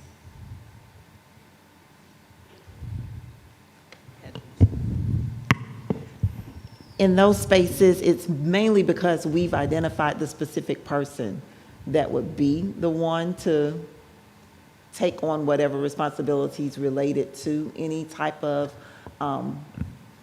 execution. It depends on what because it's different for every policy as far as what a designee might do. And so if we're talking about the evaluation, where it was removed, the or designee, then with that, the only person that can grant would be the superintendent for that extension. So as a follow-up, do we still have beyond our policies regs? Are you guys still using regulations to guide the actions of the district? Or is it now embedded all in the policy? So the regulation, any regulation that goes with this would be associated with the actual evaluation document. Okay. But those documents are held within the employee handbook and with HR. It was curiosity. Sorry about that. And so also while we're there, I noticed that we're striking he/she. Are we just now going to they? Yes. Thank you. Okay, policy IKC, teaching about religion. Did I see questions? Yes, Dr. Yeager. I'm just wondering why we're striking it all together. Do we not need a policy like this? Other than the First Amendment, I guess, but... Correct. So you'll see in the document that Ms. Bonas provided that pretty much a lot of the things within that one are included in other policies. I would say some of them are included, not all of them. Right, but it's not recommended that we would have a policy such as this. Not recommended by whom? By attorneys. No, she Okay, spoke now we're with calling the- Mr. Pruitt to comment on Not this. Mr. Pruitt. Oh, okay. She spoke with the GSBA to get recommendations around this. It's not a recommended policy or a required policy. Because? I can't say for sure, but they just recommended that it not be in place because it's not required by law. Do you have a concern about that? I hear constantly from parents that individual schools do not respect multi-theistic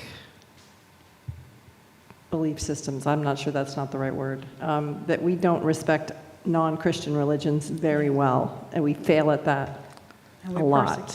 And so it seems to me that if we don't have some sort of a policy to point at, then we just raise our hands and say, oh, well. Okay. So, if you don't mind me answering just very quickly. Yes. In the board update, Dr. Yeager, and this may or may not answer your question, but Okay. she did do a crosswalk of the portions of IKC that are covered by other policies in our board. Yeah.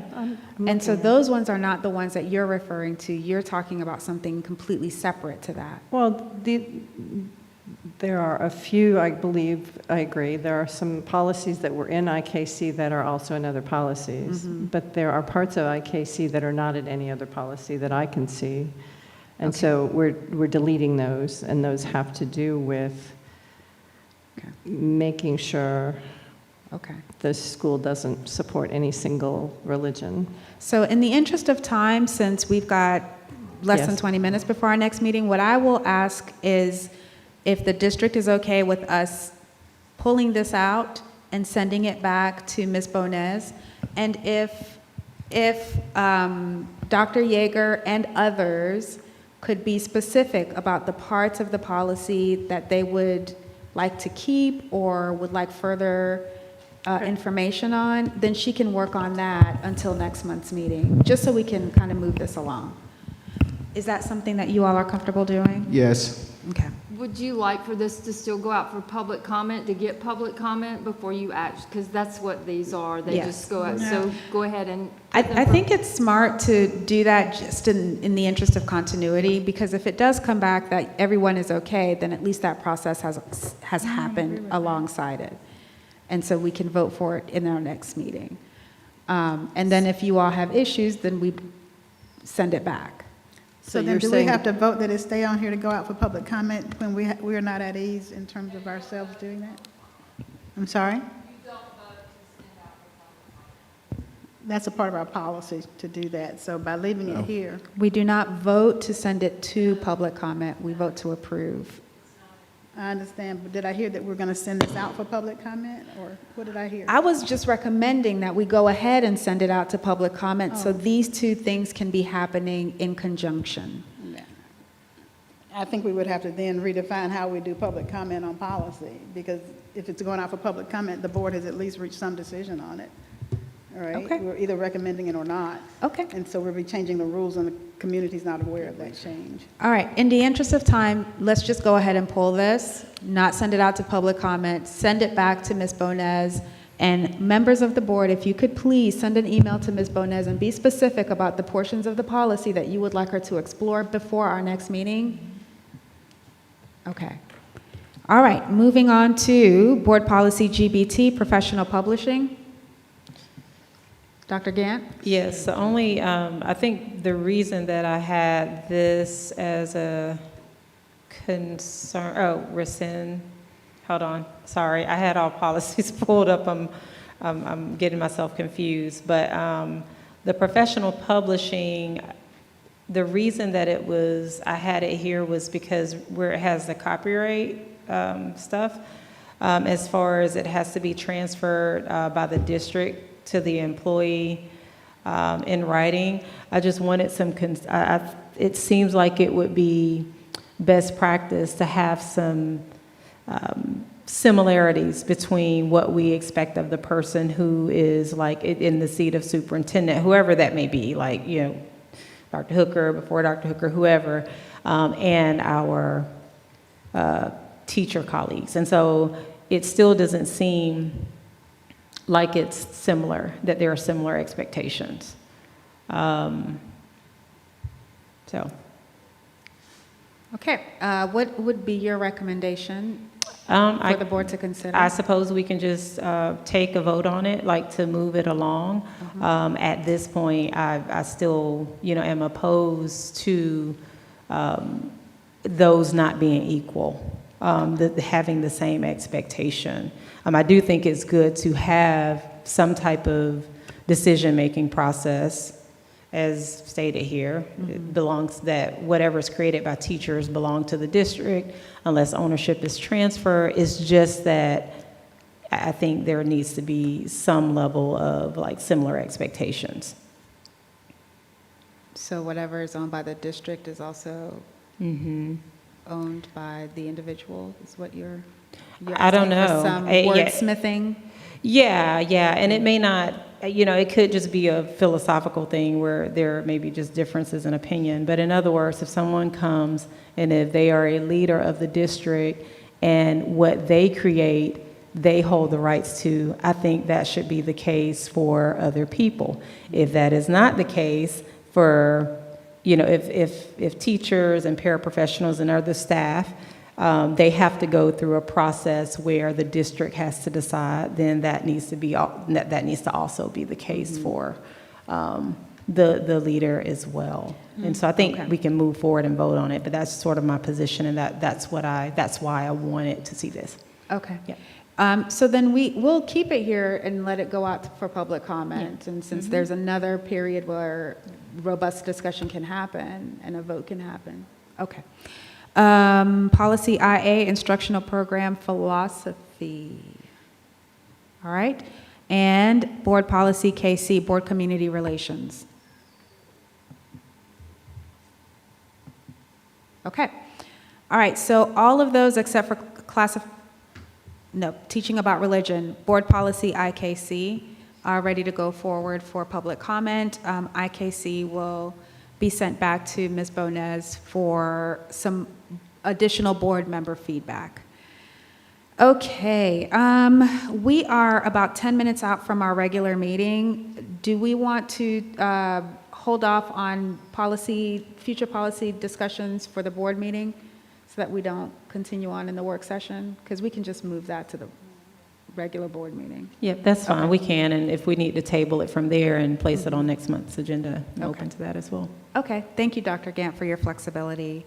Okay, we are now at future policies for review. There are none. We'll move that to regular session possibly. And now item 7, executive session.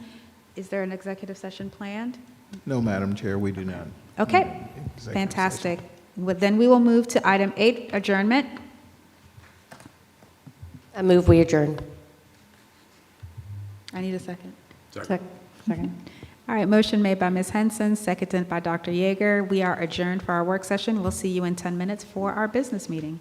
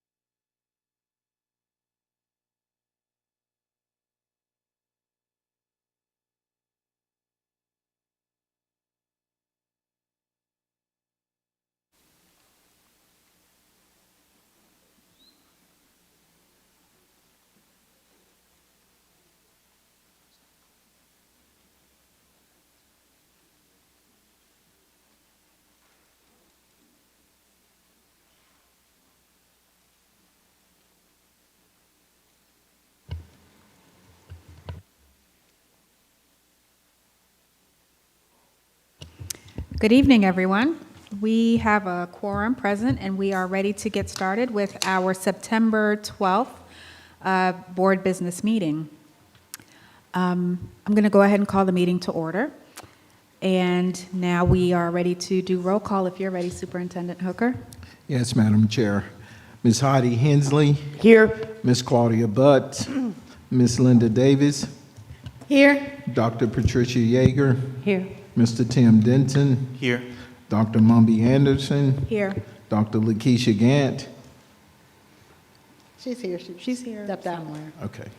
Ms. Nicole Hull. And Mr. Mark Evans. Here. All right, it looks like we've got a quorum, so we will move on to item 3, our silent meditation and Pledge of Allegiance. We will start with our silent meditation. If everyone's ready.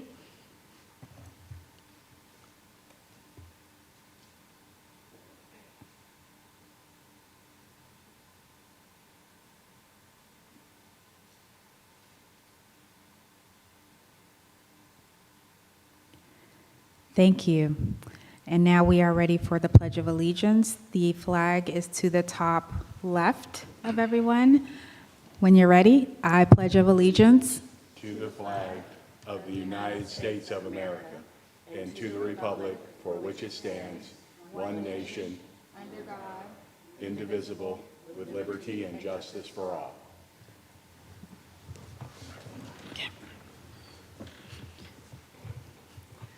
And now we'll move on to item 4, our favorite item of every meeting, our recognitions and awards. Dr. Moore? Thank you, and good evening, Dr. Anderson, Dr. Hooker, board members. We have a few staff recognitions tonight, and so we will begin with something we haven't had all summer, but I know you love, Employee of the Month for September. Our Employee of the Month for this month is Pierce Woodson, Advanced Manufacturing and Welding Instructor at the Athens Community Career Academy. And I believe Mr. Woodson is here, so I will ask him and his, anybody you want to bring with you, come on up. As he makes his way up, I'll tell you a little bit about Mr. Woodson. Just step right on up there, front and center. Mr. Woodson is in his 4th year teaching at ACCA and his 2nd year as a full-time staff member. In that short time, he has quickly become one of the most well-liked teachers at the Career Academy by current students and alumni, according to ACCA Director Reginald Thomas, who says that Mr. Woodson consistently goes above and beyond to contribute meaningfully to the school environment. Mr. Thomas writes, Mr. Woodson's dedication is evident not only in his instruction, but also in his willingness to take on additional responsibilities. He is often seen repairing tables and chairs, assembling new furniture, and addressing various maintenance tasks. His proactive approach and commitment to ensuring the school's facilities are in excellent condition demonstrates his deep sense of responsibility and care for the academy. Probably all of us can think back to a couple of teachers who inspired us over the years and helped us set our path. And even early on in his teaching career, Mr. Woodson is already having that impact. In fact, he was nominated by 2 ACCA students who previously took his classes and who both agreed that he treats his classes as one big family. The first student wrote, "We could and still can come to him with anything. And it seems like he can always build us up, even when we are at our lowest. I love this man." The other student who nominated Mr. Woodson noted that Mr. Woodson's class has inspired them to further pursue woodworking and welding, but also that he is a teacher they can trust to talk to about anything, making his classroom a safe space for his students to get anything off their chest or just take a breather. This student wrote, "Mr. Woodson is one of the best teachers I have ever had, and I know for a fact that he has and will continue to make big impacts on the other people just as much as he helped me. Mr. Woodson understands how to help his students without getting into a whole lot of detail. He is an amazing teacher and person in general. He does a lot for his students. He will help them fix what they are messing up on or making a mistake to the best of his ability, no matter what the occasion is. He will always and forever be the best teacher I have ever had, now and in the future. The best teacher I have ever had, and no one can ever tell me differently. Please join me in congratulating our very deserving Employee of the Month, he's the tall one, Pierce Woodson.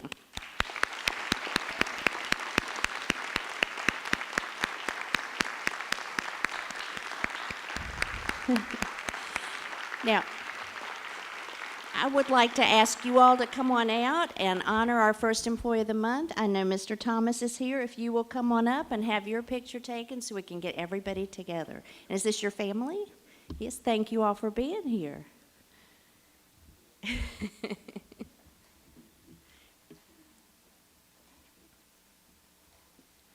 Oh, Dr. Anderson, I forgot. I'm sorry. We'll come back to you all next time. You're a trooper. Okay, scooch in together and let's take one big picture. Yeah.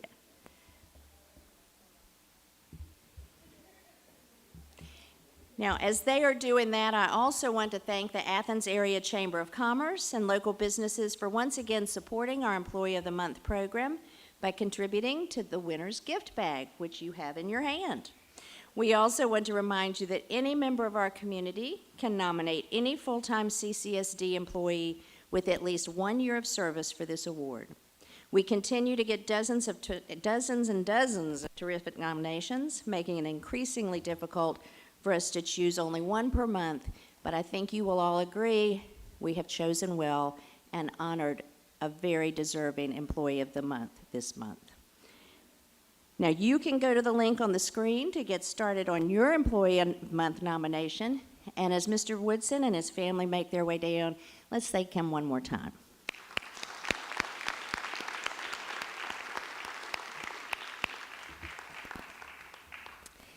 Next this evening, we are pleased to be joined by representatives of the Foundation for Excellence in Public Education in Clark County to recognize more than a dozen of our teachers and staff members who were named the winners of the organization's 2024 Teaching and Staff Awards. As you know, but for the benefit of those who are watching and may not, the FFE is a nonprofit organization whose mission is to recognize and award excellence in the Clark County School District through various awards and classroom grants. This past March, the FFE began accepting nominations for 13 of its awards and received a total of 307 nominations for 237 different teachers and staff members. Of those, the FFE received 125 completed award applications in May and whittled that down to the 15 winners who were awarded in July and August and who we are recognizing here tonight. To help with recognizing these winners tonight, we are joined by, and as I call your name, I'll ask you to come up and get ready on the stage to help us introduce each of these winners. FFE Executive Director, Catherine Neese, and Board of Trustee members, Dr. Zernona Thomas, Dr. Marcia Thomas, Sam Preston. Please join us on the stage.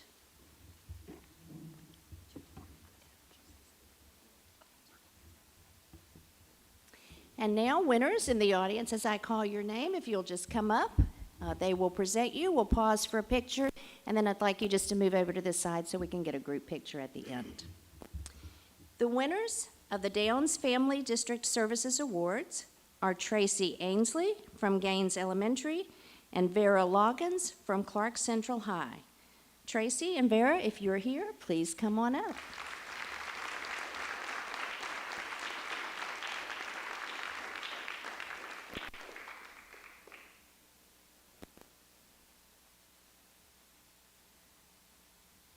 The winner of the Michael Peter Horvat Secondary Coaches Award is Coach William Lance, also from Clark Central High. Mr. Lance? The winner of the Friends of Eve Carson Excellence in Teaching Award is Kelly Hocking from Barrow Elementary.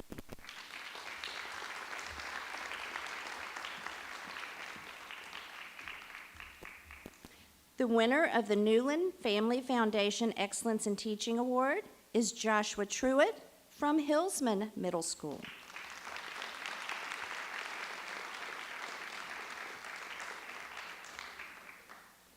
The winner of the Gallus Family Award for Teachers of History and Social Studies is Beth Mendenhall from Cedar Shoals High School.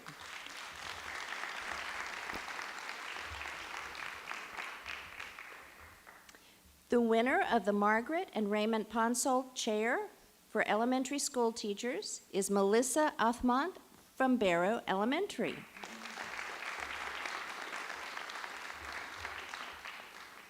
The winner of the Frusana S. Booth Chair for Teachers of English and Language Arts is Tara Stewart from Cedar Shoals High School.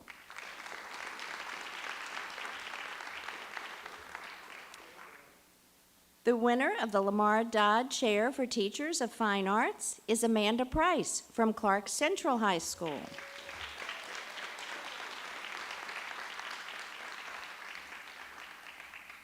The winners of the Frida M. Thomas Teacher of Promise Awards are Ryan Landeverde from Hillsman Middle and John Anderson, also from Hillsman Middle.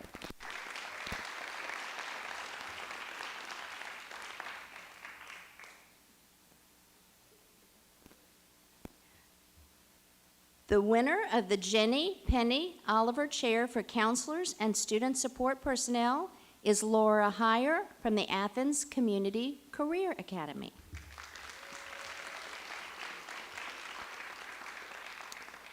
The winner of the Walter Allen Senior Inspiring Teacher Award is Barbara Gartig from Hillsman Middle.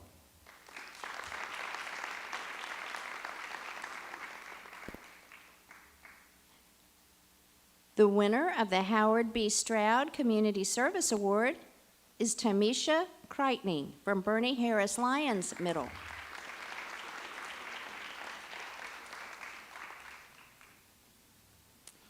And last, but certainly not least, the winner of the Charlotte Brown Chair for Teachers of Special Education is Kylie Noble from Gaines Elementary.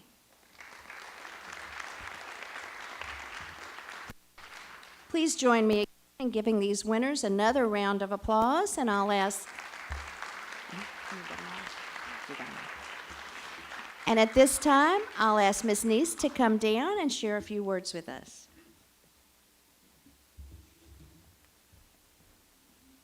On behalf of the Foundation for Excellence, the Board of Trustees, I would like to say congratulations to all of you. We do have an awards reception that is planned for November 4th, and the public is invited. Please, all of you on the stage, mark your calendars. We would love to see you there. On that day, you will also get your special plaque that has your name and your award that you can proudly put on your desk, and then some people put it outside their door. We hope to see you there. We will be in touch with you. We'd like to thank you so much for being an inspiration to the students and your colleagues in the community in Clark County. The kids are very lucky to have you. Thank you.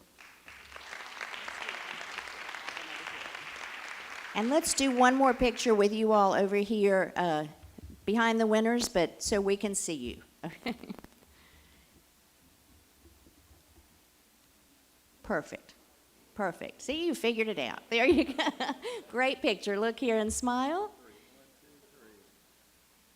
And we look forward to seeing you all again in November so that we can again celebrate you. Thank you all so much. And thanks to the members of the board and to Ms. Neese for coming out tonight. You may go back to your seats.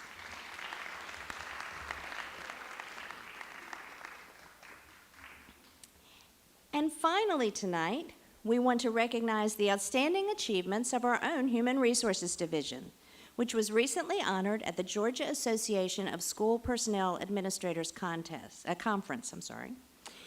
The team received 2 prestigious awards for their exceptional work, including the Platinum Award, which is the highest accolade for their benefits processes, specifically recognizing the work done this year to create a 403B employee match program for employees. This initiative has significantly enhanced the benefits of our employees in the PSERS retirement program, demonstrating our district's commitment to helping their financial and well-being and future security. Additionally, our HR team received the Gold Award for their innovative retention practices, highlighting the outstanding induction support provided to new staff members. These efforts ensure that our new teachers and leaders receive the guidance and resources necessary to thrive in their roles, fostering a supportive and nurturing work environment. These awards are a testament to the dedication, hard work, and innovative spirit of our Human Resources Division. I'd like to invite those individuals up to the stage for a photo. And please, as I do, help me congratulate these deserving individuals who work as a team and have earned this well-deserved honor. HR?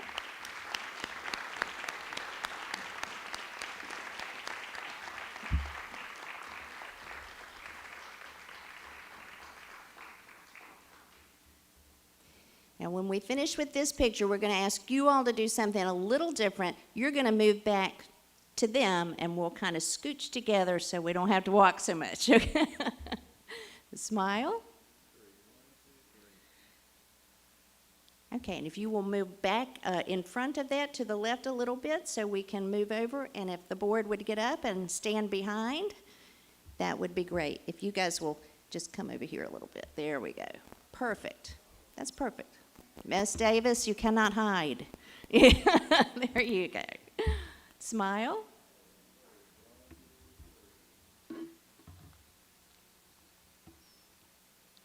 Lovely. Thank you and congratulations.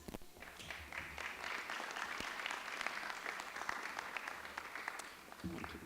Dr. Hooker, that concludes our recognitions for this evening. I'll now turn it back over to you, Dr. Anderson, for any board recognitions that you all may have. Thank you. Thank you so much, Dr. Moore, and congratulations to our amazing teachers, our amazing Teacher of the Month, and our HR team for the wonderful job that they do on behalf of our CCSD staff. Thank you so much. Okay, we will move on to board recognitions. If anyone has anyone they'd like to recognize or anything that they'd like to mention as a point of congratulations or, okay, all right. And now we'll move on to item 5, public comment. And we do have some public comment. I think we've got about 4 folks. And if you can, just be patient with me a little bit. Let me pull out the policy on public comment. Okay. Before we get started, policy BCBI states that each individual speaker will have up to 3 minutes to speak. At this point, remarks must be concluded. No speaker will indulge in personal attacks, and all comments are to be addressed directly to the Board of Education. To protect the privacy of students, speakers shall refrain from identifying specific students by name. No individual or group shall be retaliated against in any manner for speaking during public participation. Personal concerns may be addressed in writing to the superintendent and the president of the Board of Education. Written copies of comments may be provided to the board. At a board meeting, board members will not respond to questions or comments from the public. The district may respond to public input as needed or appropriately within 10 working days. And lastly, the use of obscene, profane, vulgar, physically threatening, or abusive remarks will not be allowed. Loud and boisterous conduct or comments by speakers or members of the audience are also not allowed. So we will move on to the first speaker. We've got Anthony Pittman.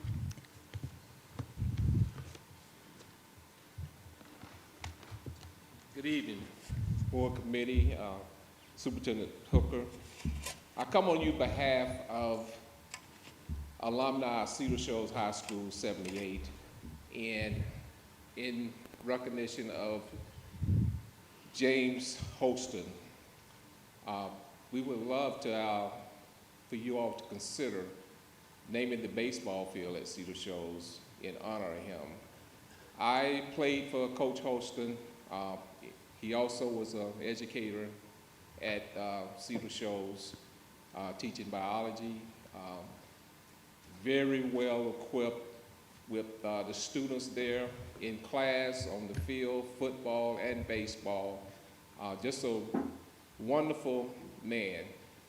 He took us under his wings in his station wagon wood panel car, but he put it all on the field and all out for the students there.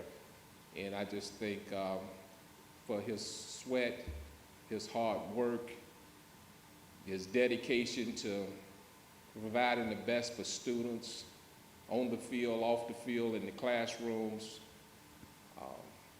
I just can't say enough. I got a personal testimony with Coach Holston done for me as a baseball player. He took me to Clark Cottage on a grant to play baseball, and he actually took me in his station wagon, whooped down a car, and we went to the president's office. And that's how much he cared for his students. And not only he done it for me, but he done it for a lot. And I just think it would be in his honor if y'all could consider naming the baseball field after Coach James Holston. I know his neighborhood. I stayed over there in the neighborhood near him, and just a good father, neighborhood guy. Just can't say enough. Had 2 wonderful boys. Y'all know his wife. Just wonderful man, and I just want to say if y'all could really consider naming the baseball field after James Holston. Thank you very much. Thank you so much. Next on our list, we have Benny Coleman.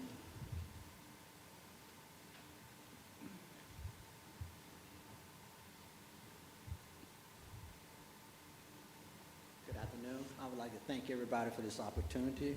My main reason for attending this meeting is to bring up uniforms.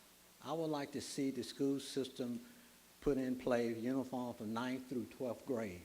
The reason why I think we should use uniform because the way the students are dressing inappropriately for their age in their school system, and that also would bring more money to their family at home without going to department stores and spending outrageous money on clothing that their kids do not wear hardly to represent themselves.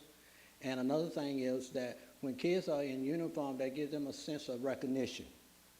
And that recognition is respect. And I see currently, by living in Ashton Clarke County, that our Clarke County school students do not get that respect as like the University of Georgia. Example, is you can go around to different department stores, even in the city business, you will always see banners, welcome back UGA, but no welcome back Ashton Clarke County school system, no welcome back Overthought school system, Greensboro, no other school but UGA. And a lot of kids feel like they are not wanted, they're not cared for because of that recognition as one. And another thing is that I see how to improve the standards of our students so they can up their grades and have more students graduating is we need to put together some kind of fund, raise some type of taxes that we can vote upon to help these students with their homes, not housing, homes. And by having a home, that will give a kid a sense of respect that they belong. And long as a kid has that kind of respect that they belong, they will respect you. So I see that this thing that's going on with Ashton Clarke County is a double-sided tape. What I mean by double-sided tape, in order for a double-sided tape to stick correctly, you have to prepare it correctly. And I believe by us having a border system here that we are very intelligent and we care about our students, but we got to show it, not just talk it. And a lot of our kids feel like you're not showing it. And we're not showing it as parents either. So I have to give that to the equal standards among both of them. But if we can bring this together and showing that our students, that they have an opportunity to go off to school to become someone other than going to jail to be recognized as a prisoner.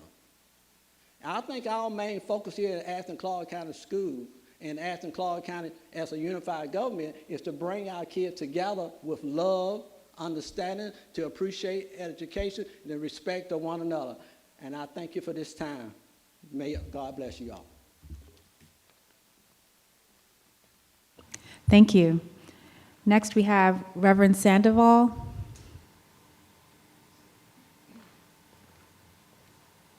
Good afternoon, Dr. Hooker, Superintendent, and also to the President of this board and the rest of the committee. I stand before you to present renaming the baseball field after Coach James Holston. He was my coach back in '78, baseball coach. And Coach Holston was the kind of guy that really cared about not only his baseball player, he cared for the whole community. Also, he taught and coached at 4 high schools, Athens Industrial, Bunny Harris, Clark Central, and also at Cedar Shoals where he retired. And I can remember in the summer of '77, they used to have a job they used to call NYCA, and Anthony Pittman, myself, Coach Holston hired us. One day in particular, we was going out for lunch, coming down Gaines School Road, and a driver was coming out of Cedar Creek, T-boned us. Coach Holston gave me a concussion and did something to Anthony Pittman. Coach Holston came and met my family at the hospital. He stayed all night. And one of the things about Coach Holston, we find that Coach Holston is a great father, a great man, a great mentor, although he's not with us, but his spirit lived within whom he touched, and he so touched us so dearly because Coach Holston, you see the show, we got the band room for the band director named after him, and we got so on and so on. But City Show's in the process right now of building $27 million revamp, and they're also working on the baseball field.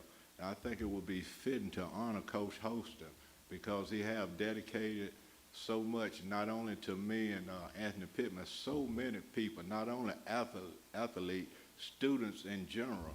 And I think it would be a great honor for this board if they see possible to rename the baseball field at City Show James Lewis Holston.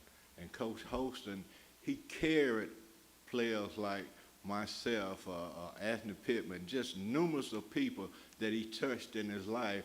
And I think it would be so fitting for Coach James Holston, the baseball field, to be named after him because he was my mentor and so many people mentor. And I thank you for allowing me to share with you. Thank you. Up next, we have Patricia Larson.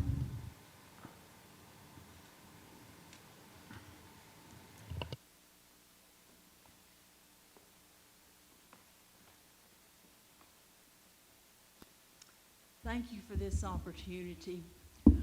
My concern tonight is school safety. In light of what has happened in Winder, my concern or inquiry to you as the board is whether the board has implemented any additional safety measures for the Clark County schools. If not, I would like that to be considered. I was on a safety committee last year with the Clark County schools, and I understand the complexity of all that, and I understand that it's not an easy issue to deal with, but I do think it's something that needs to be considered, and I thank you for your time, and I would appreciate you thinking about that. Thank you. Thank you. And our last speaker is Karen Giroux.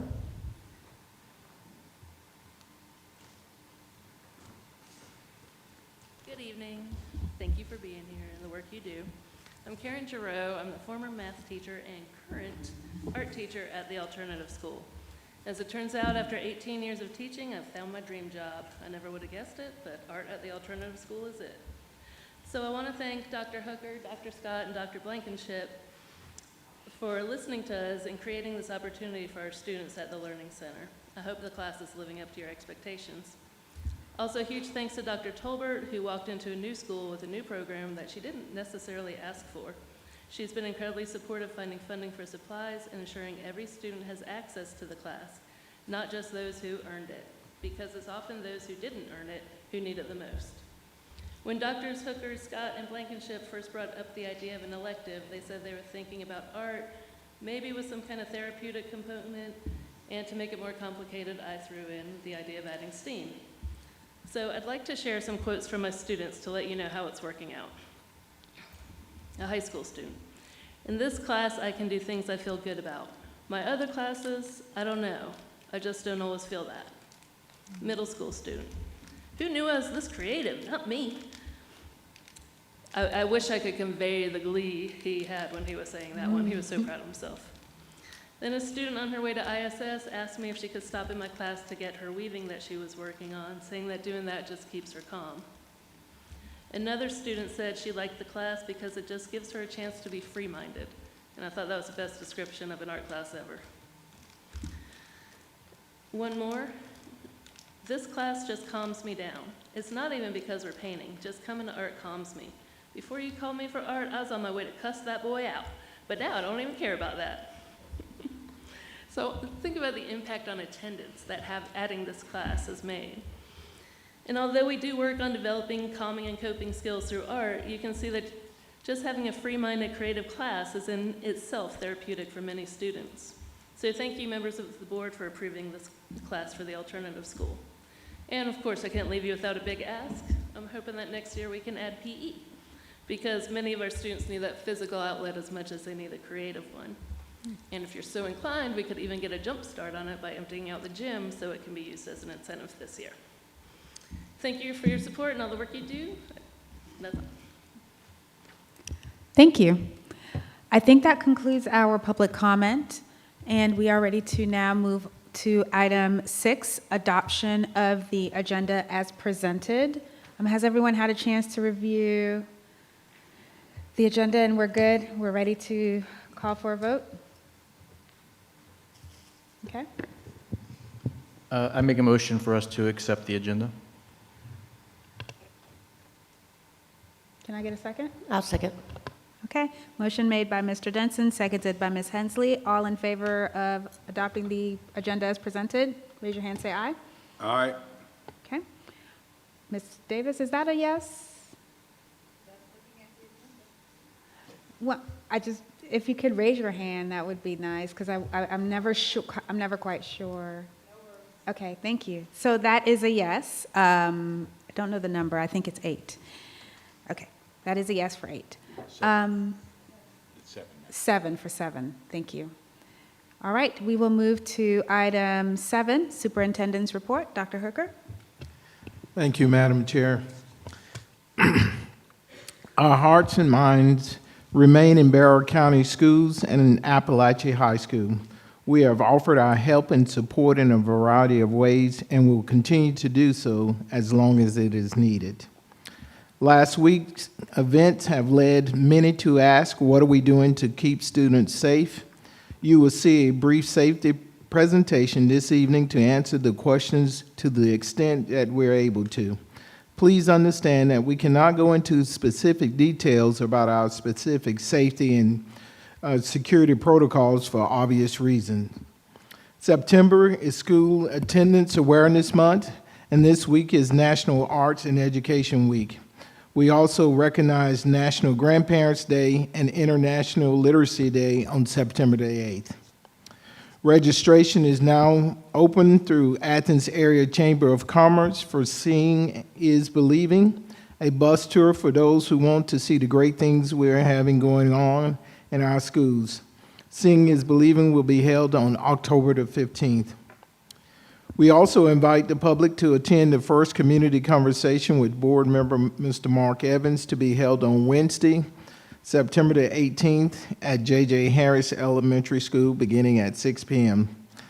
Finally, I recently had the pleasure of welcoming back the class of 1964 of the Athens High and Industrial School.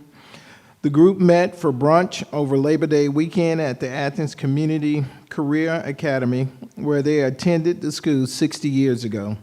It was an honor and a privilege to spend the morning with them, and I wish to thank Mr. Charlie Maddox for organizing such a wonderful event and his classmates for including CCSD. That concludes my comments for today. Thank you, Dr. Herker. And the board shares your sentiments and our condolences to the victims of Appalachia High School. All right, let us move on to item 8, the CTAE presentation. Yes. Dr. Askew, will you be presenting this on the safety? I'm sorry, CTA, I'm sorry. My mind has already dropped to facilities after reading those comments. I apologize. Dr. Ramirez, will you please come forth with your presentation?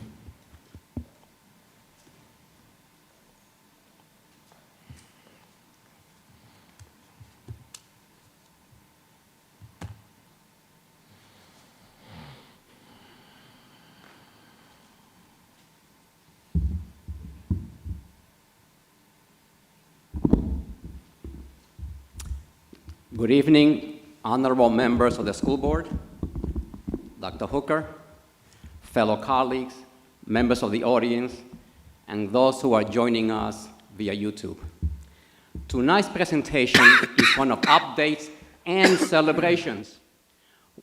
This year, we were selected as a district with outstanding, we were selected into the Economic Development Partnership Program, a program specifically designed for school districts with outstanding partnerships in business and industry and who are just shy of achieving excellence.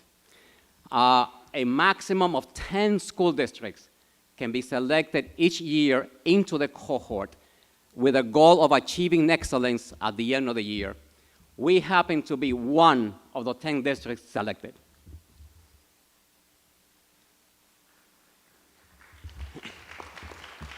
Thank you. Our district is all about career choices for our students so they can fulfill their dreams. I have a story to tell you about two of our students. Dania Glenn and Ida Bermudez were senior students during the COVID years. Dania had expressed an interest in entering the medical field and earning advanced degrees. Ida Bermudez, a graduate of Clark Central High School. I forgot to mention that Dania is a graduate of Cedar Shoals High School. Ida, a graduate of Clark Central High School, had a childhood dream. Her dream was that of becoming a teacher, but not just any teacher. She wanted to become a dual language elementary school teacher. The number and variety of pathways that we offer our students has a significant impact on those students realizing their dreams. I'll say a few more things in a few moments about our students.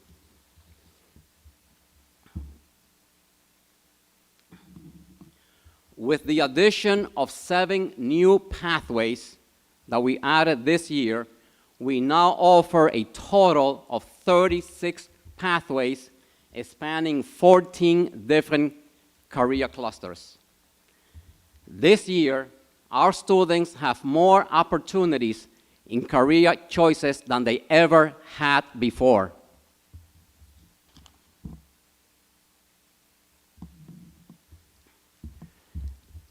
Career aspirations and dreams begin to take shape in elementary schools, and we cannot wait until high school before we ask our students about career options.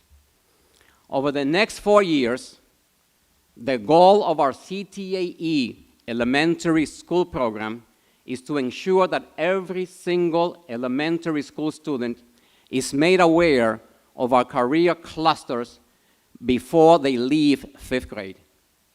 We want our students to enter middle schools with an idea of what careers they would like to pursue when they get to high school. We are also embarking in a very ambitious goal of parent engagement and collaboration.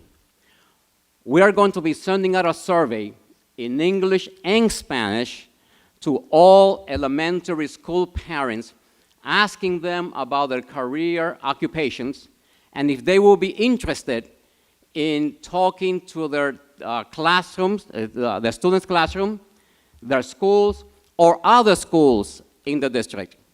The ultimate goal is for every single elementary school to have a cadre of parents who are available to talk to students about their careers and career options.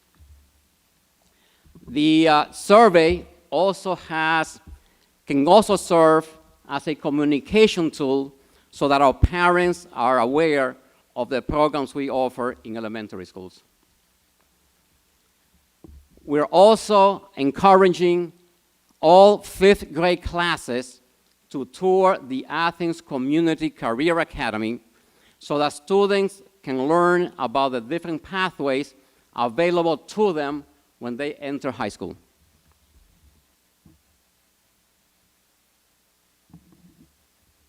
With the approval of the district strategic plan,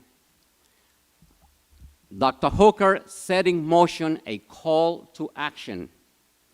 He established a K-12 career development task force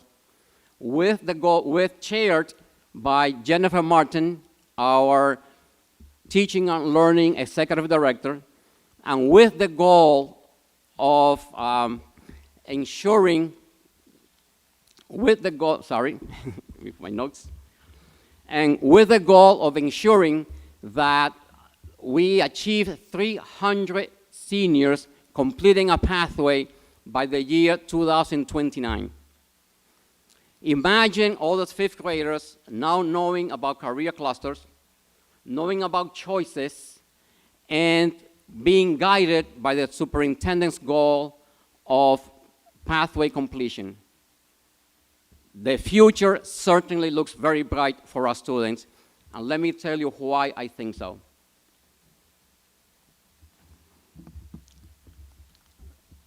Last year, after just 1 year, we had a 17% increase in the number of students completing a pathway, from 182 to 213. Of the 213 students, 45 of those students actually completed 2 or more pathways.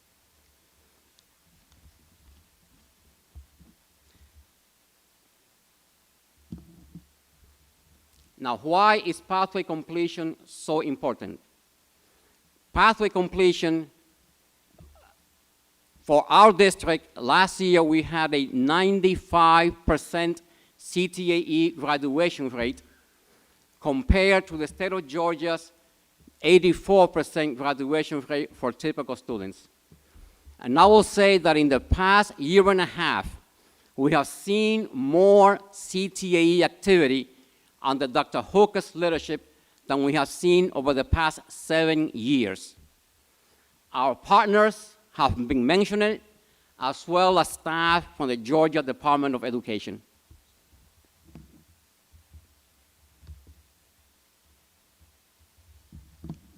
And now back to our students. Danya completed his bachelor's degree in just 3 years in public health. Now he is attending graduate school at the Georgia Southern University in a master's degree program.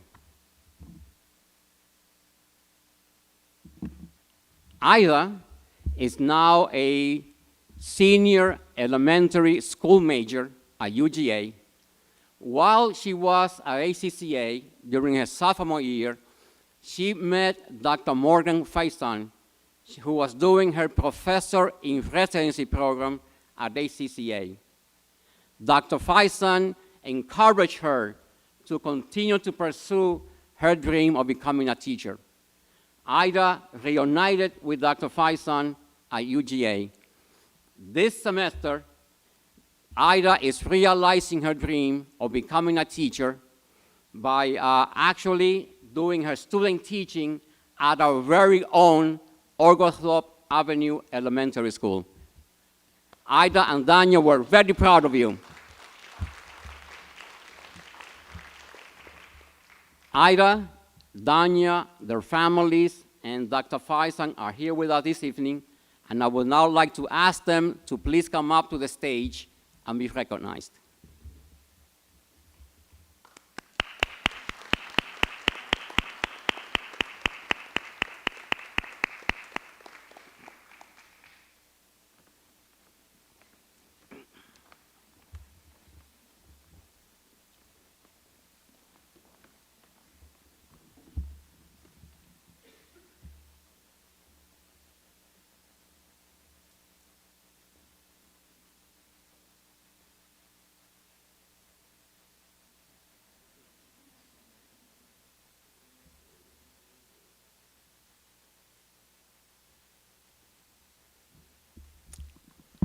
Thank you.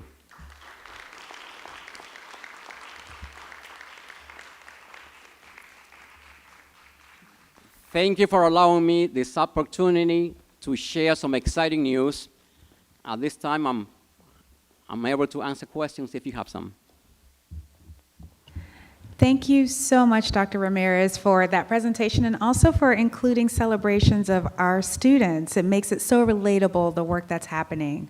So we really appreciate that. Does anyone have any questions for Dr. Ramirez? Okay. I don't have a question, I have a comment. Okay. Dr. Ramirez, I just want to thank you and everyone over at ACCA. That is truly an amazing place. And anytime I run into a parent or somebody, I tell them about the programs that are there.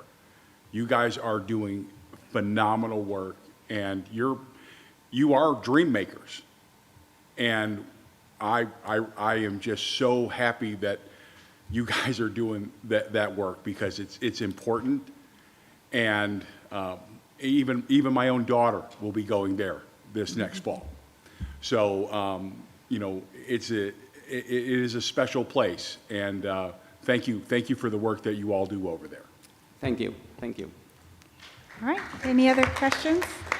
I don't have any questions, but I want to thank you for the new pathways. And again, I celebrate the success of CTAE along with the things that are happening at the Career Academy. I just think it's just really amazing that we have attracted so many people and we're creating so many opportunities. And so I've seen this go from a dream to a real reality, and the two examples today just really warm my heart. So thank you very much for the work that you're doing. You're welcome. Thank you. My only comment, Dr. Ramirez, because Yes. we completed the survey last night. Oh, you did? Yes. Yes. Yes. And Thank you. my husband, who's a carpenter, said, well, where's the construction and carpentry? And I said, well, we don't have that yet. So this is like a dream for us. So Well, we're throwing it onto the There universe. are plans, perhaps, in 2 years Yes. to have that pathway in our Yes, schools. we're very excited. Thank you so much. Thank you. Thanks.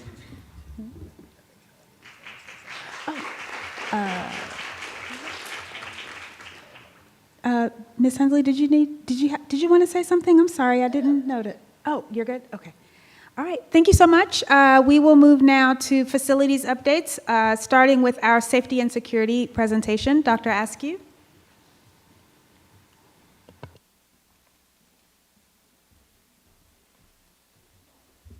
Good evening, board members.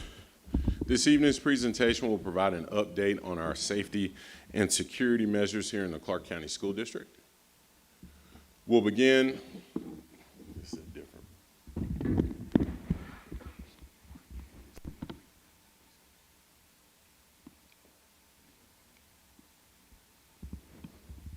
It's the wrong presentation, Lisa. It's the wrong presentation.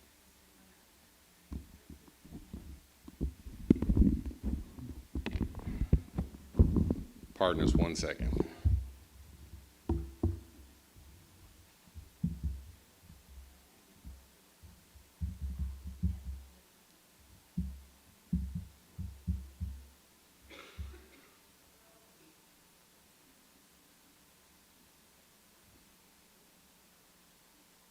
There it is. All right, so take two. Good evening. This evening's presentation will provide an update on our safety and security procedures here in the Clark County School District. First up, I'd like to talk about the Centegix Crisis Alert System.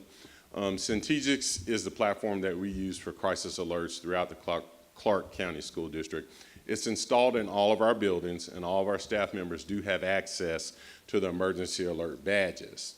Now, that piece being said, there are two ways that you can activate Centegix. One is via a badge alert. The other way is through a mobile app alert. And I'll kind of briefly walk you through each of the alerts. The first alert, which is a badge alert, is a staff alert. It's done by rapidly pressing the badge 3 times. This would typically be activated by a staff member within the school, like a teacher if there were a fight or a medical emergency in his or her classroom. Through the staff alert, the school safety team is going to be notified on the mobile app, and then they're able to respond to the emergency. And that one doesn't come with any strobe lights or any intercom announcements. It's a silent alert via the app. The second type of alert that you can activate, any staff member can activate from their badge, is a lockdown alert. This one is accompanied by a red strobe as well as an intercom announcement. It's activated by rapidly pressing the button on the badge multiple times. The strobe will begin to flash, the announcement will be made. Of course, you only go into a lockdown if there's an intruder in the building or some other significant safety incident where students and staff need to take shelter for safety. And all staff members are able to activate them from their badges. Now, the app alerts are controlled by the administration in the building. The first type you have there is going to be the administrative hold. That's a yellow strobe that's going to come on along with the intercom announcement. And so staff might go into an administrative hold. Let's say if there's police activity within the area, maybe there's somebody running on foot from the police, and so the principal wants to stop movement within the building and outside of the building and just kind of hold. You can do an administrative hold for that. Or maybe you've had a medical emergency in the building through a staff alert, and now the EMS has arrived and they're going to come into the building and treat the person and remove them. And so perhaps the principal wants to hold the building there so there's no movement while EMS is coming in and leaving. So then you go into an administrative hold. Another type of app alert that you can use through Centegix is the tornado warning or severe weather. So if we've got a tornado warning in the area, you'll get a blue strobe, administration can activate it along with an announcement via the intercom that lets teachers and students know to go into emergency shelter for tornadoes or severe weather. We've also got an evacuation alert. That's a white strobe along with the intercom announcement. You would do that one in case of, say, like a gas leak or a credible bomb threat. And again, that would signal staff to evacuate the building. And then, of course, there's all clear, and it's green. So that's going to be a green strobe along with the intercom announcement, giving staff and students the notice that they can then return to the building. It's safe to come back in. So that's Centegix in a nutshell and the way that it works. Surveillance and security upgrades. We've made a number of upgrades with our surveillance and security over the past year and a half or so.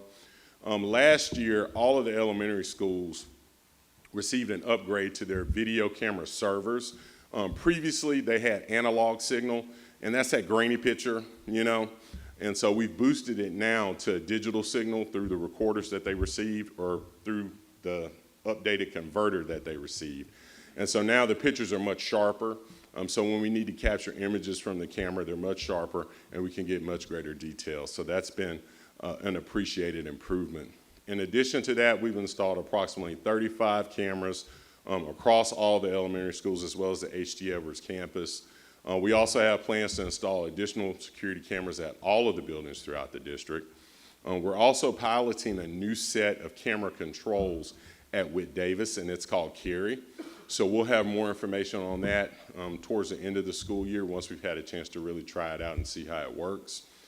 Also, all of our law enforcement officers in the Clark County School District have access to ballistic shields, and those shields are resistant to assault rifle fire. So we're fortunate to have those. And since last school year, we've hired 4 unarmed security personnel and 1 additional sworn officer. That brings us to a grand total of 14 sworn officers 8 of those are on the CCSD police force. 6 of them we have through ACCPD as SROs. And then we've also got 14 unarmed officers. And then, of course, we've increased our use of metal detectors for various events throughout the district. Next up is our Collaborative Response Graphics School Mapping, or CRG mapping. This is a project that we're doing in collaborations with ACC government. All of the emergency response agencies within the county use this system, and this is the system they use on their buildings. And so now we've purchased it and it's applied to ours. And so where it helps us out is it puts all of the buildings on a grid map. And so if there's an emergency call that goes out that says there's an intruder at Barnett Shoals in room 302, okay? Well, if the emergency responders have never been to Barnett Shoals or they don't know where room 302 is, that's not a problem anymore because the grid map gives direct coordinates. So they're able to respond directly to the site of whatever the incident may be. So we're fortunate to have this as well. And then annual safety training. Mr. Patrick Dyer, who's here tonight, does a great job of training all of our staff throughout the Clark County School District on all of our safety measures each and every year. And so as a part of his routine, and he gets started with it very early in the summer, planning these trainings, is he's trained everybody in the district this year on all of our safety and security measures. And you can see the list up there at the top: principals, school safety officers, front desk staff, head custodians. Everybody's been trained. Some of the topics that were covered this year in the annual safety training: the STAR audit, the results from last spring, and that's where we intentionally, and we worked with GMA on that, intentionally placed an intruder in our buildings, some of our buildings. I think it was 9, is that correct, Patrick? And 9 of our buildings, to see if they could get in, and if they got in, how far they were able to go before they were stopped by an adult in the building. Also, the emergency operations plan for the district, our door lock procedures, visitor check-in procedures, lockdown procedures, our crisis alert system, which we just talked about, Centegics, safety drills, visual weapon screening, and reunification. In addition, all schools completed their individual school safety plan prior to the start of school, and those have been reviewed by Patrick. All schools also completed their required staff safety training by August the 9th. And then, of course, our folks in operations, head custodians, maintenance, nutrition managers, et cetera, received their training, and they have retrained their folks as well in each of their departments. And then refresher safety trainings are provided as needed throughout the year. Additional measures, and I'll just hit some of the high points here. I won't read the entire list. Some of the additional things that we're doing: our reunification plan is updated annually, and that's required by GMA. We also have a staged emergency response trailer, and that trailer contains everything that we would need if we would have to evacuate. So from tents to blankets to flashlights to batteries to laptop computers, pop-up toilets, you name it, it's in that trailer, and it's loaded and ready to go. So all Patrick has to do is pull up to it, hitch it up, and go. So we're fortunate to have that. That's something you guys approved about 2 years ago. Our continuity of operations plan is updated annually, and that's just a succession of authority in the event of a major emergency in each of the divisions and the responsibilities of each person in the division as it relates to a major emergency. All schools are fully outfitted with new AEDs and multiple sets of AED pads. All facilities have evacuation severe weather shelter maps posted in the classrooms, offices, and common spaces.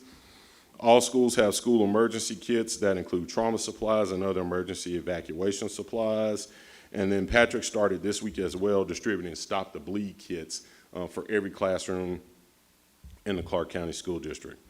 And then all of ACCPD and the Sheriff's Office, their shift supervisors, they've got keys to all of our buildings so they can get in at a moment's notice.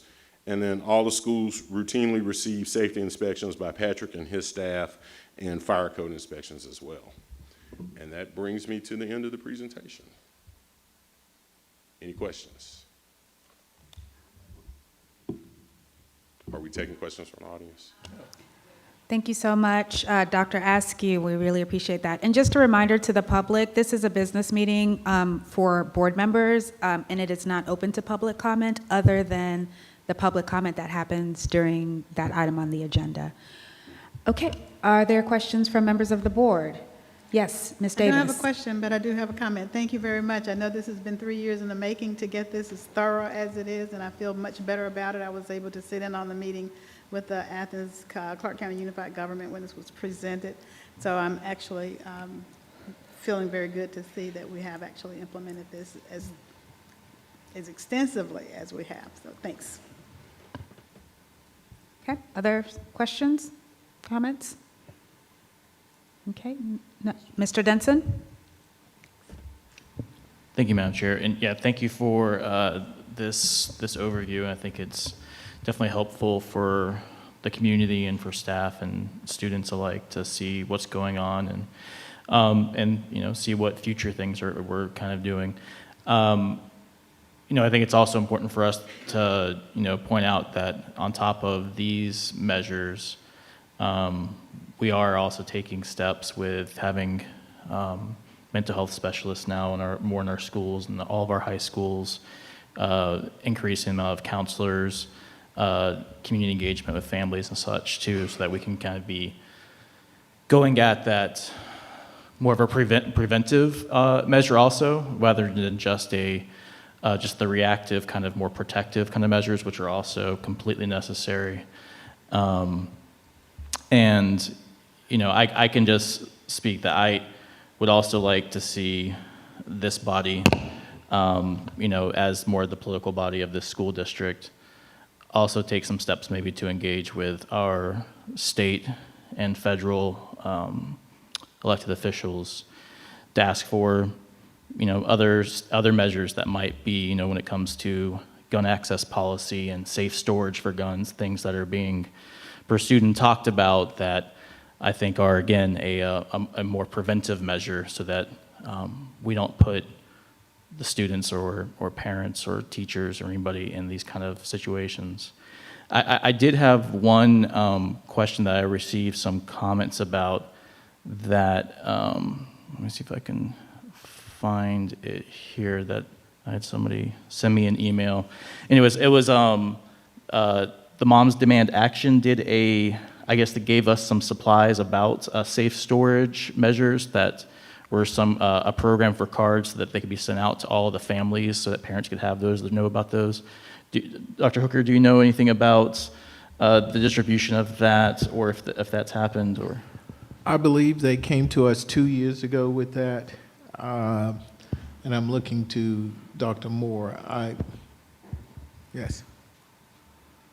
Yeah, they did drop off supplies before I arrived, or as I was arriving, and to the best of our knowledge, they were distributed to schools.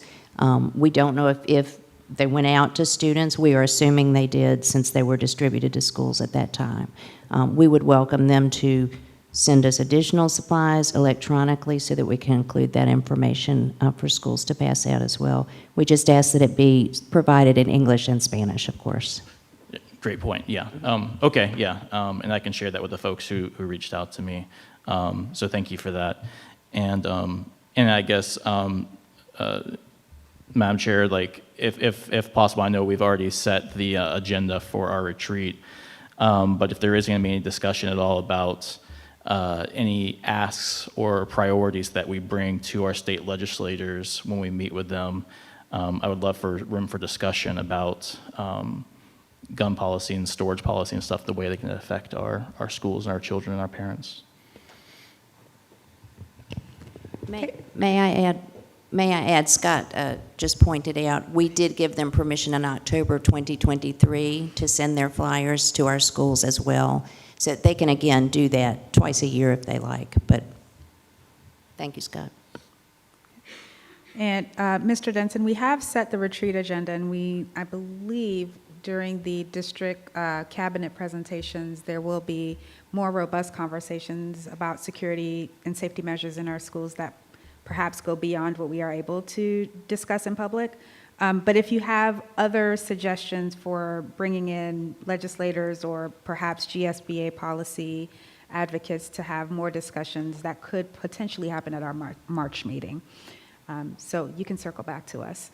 Does anyone else have any questions? Dr. Gant? I just wanted to mention, I wasn't able to pull up all of the emails, but I did sort of forward some of those previous conversations to you that we had with, local organizations that have, that do prioritize like safe storage and educating parents and things of that nature. Also, I don't know where this may fall related to this conversation, but I know that with the end of the year approaching, last year we did a policy breakfast or like a pancakes and policy, and I know that I think that's already taken place for this year, but I think it has already taken place for this year, but I'm wondering it could be useful, even if we can't necessarily meet as a board, to have some of those either conversations or priorities passed maybe through you, Madam President, or our Vice President, or Dr. Hooker, just so that as the session, our legislative session is getting ready to gear up, there is at least some type of just sort of feedback and conversation around what priorities of the board may be. I'm not assuming that will be the majority. It may be the majority of priorities, but I'm just saying like maybe some communication or way to communicate that to our elected officials might be helpful. And yeah, I don't know the calendar for the pancakes and policies, so perhaps Dr. Herky, you and I can have discussions at our next meeting, at our next one-on-one. So thank you for that recommendation, Dr. Gant. We will absolutely take it into consideration. Other comments, questions for Dr. Askew? Okay. I have just a couple, if you don't mind. Sure. So I did get some questions from parents that I thought is worthy of bringing it up and perhaps getting some feedback from you. One was regarding SROs in our elementary schools, and perhaps you can just give us maybe like where are our SROs assigned to, and is there or could there be a plan to have an SRO in every school?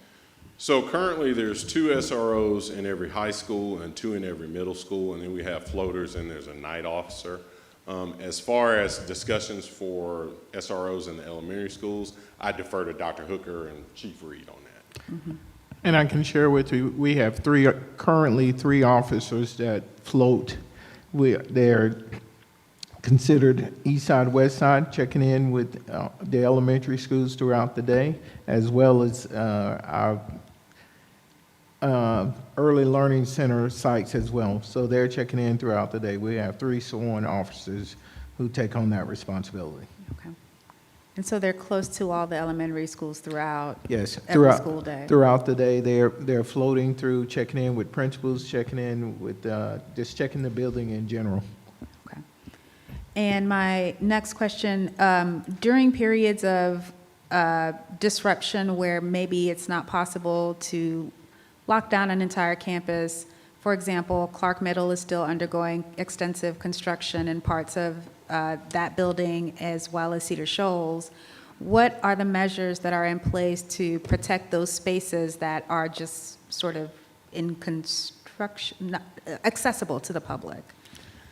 Mr. Gilbert is coming behind you, and he can answer those since he's on the site on a daily basis. Yes. We provide construction barriers. At Clark Middle, there's drywall partitions that separate the staff and students from the actual construction area. Out front, we have fencing that separates staff and students from the construction area. So they physically can't walk into the construction space from the building. There's locked doors and drywall barriers. Same thing as Cedar Shoals. Now that we've moved into the ag building and we've vacated the CD 200 area, or AB 200, we have drywall partitions, which prohibits the students from going into the construction space or going from the construction space into the school. Anytime construction personnel have to go into the occupied school, they sign in at their front desk, get a badge, and they're escorted through the building when they're doing their work. Okay. And then my last question, school locking measures. So I know that a couple of years ago, and it was met with a lot of resistance from our community, but I think the measure continued of locking all of the doors, and parents can't take their kids in to walk them to classrooms, et cetera. will that continue where all doors that are external facing will lock automatically throughout the school day? And in addition to that, is there any discussion about a lockdown for individual doors within, like classroom doors, like just kind of like a button you push to lock all the school doors? So the external doors are all set to lock, and that's our procedure. That piece won't change.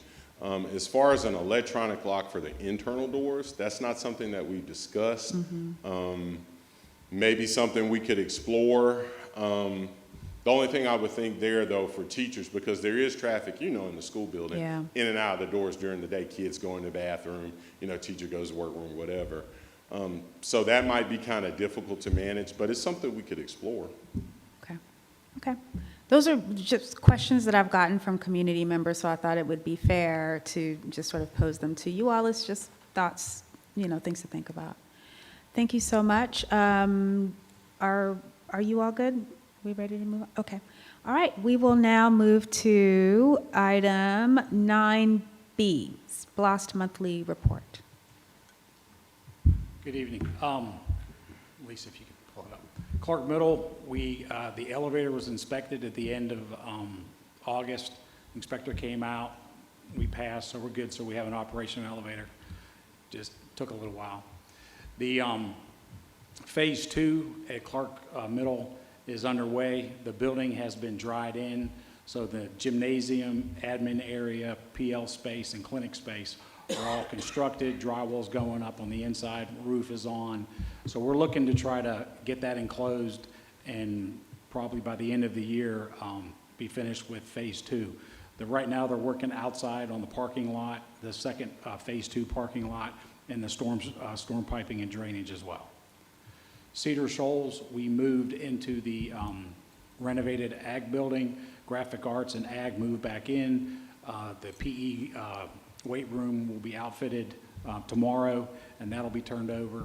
And so that just kind of releases us to start the next phase inside the building, which I believe is AB 200. Other projects coming up, the October break, we'll be starting the HVAC upgrades at the 5 schools listed on the report.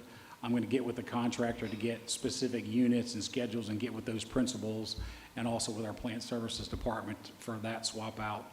The health clinics, Classic City, final inspections this week. We've already walked with MedLink and they've inspected the space and they're starting to outfit that.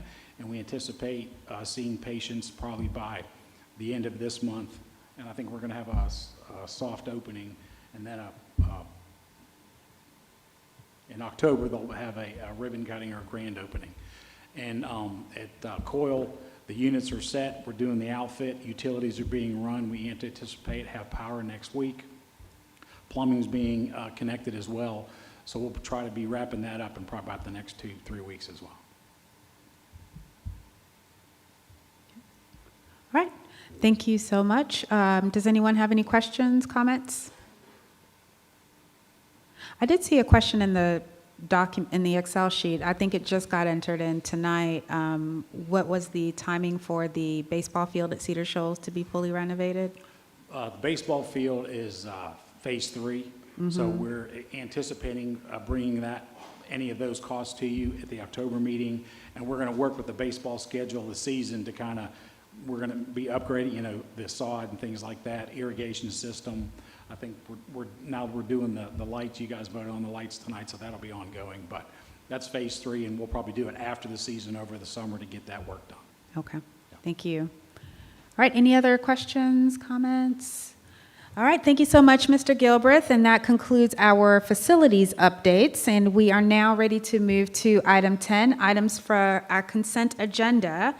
We've already talked through these. I don't think I need to call them out individually, so if we'd like to make a motion to approve the consent agenda as presented. So moved. That we approve the consent agenda as presented.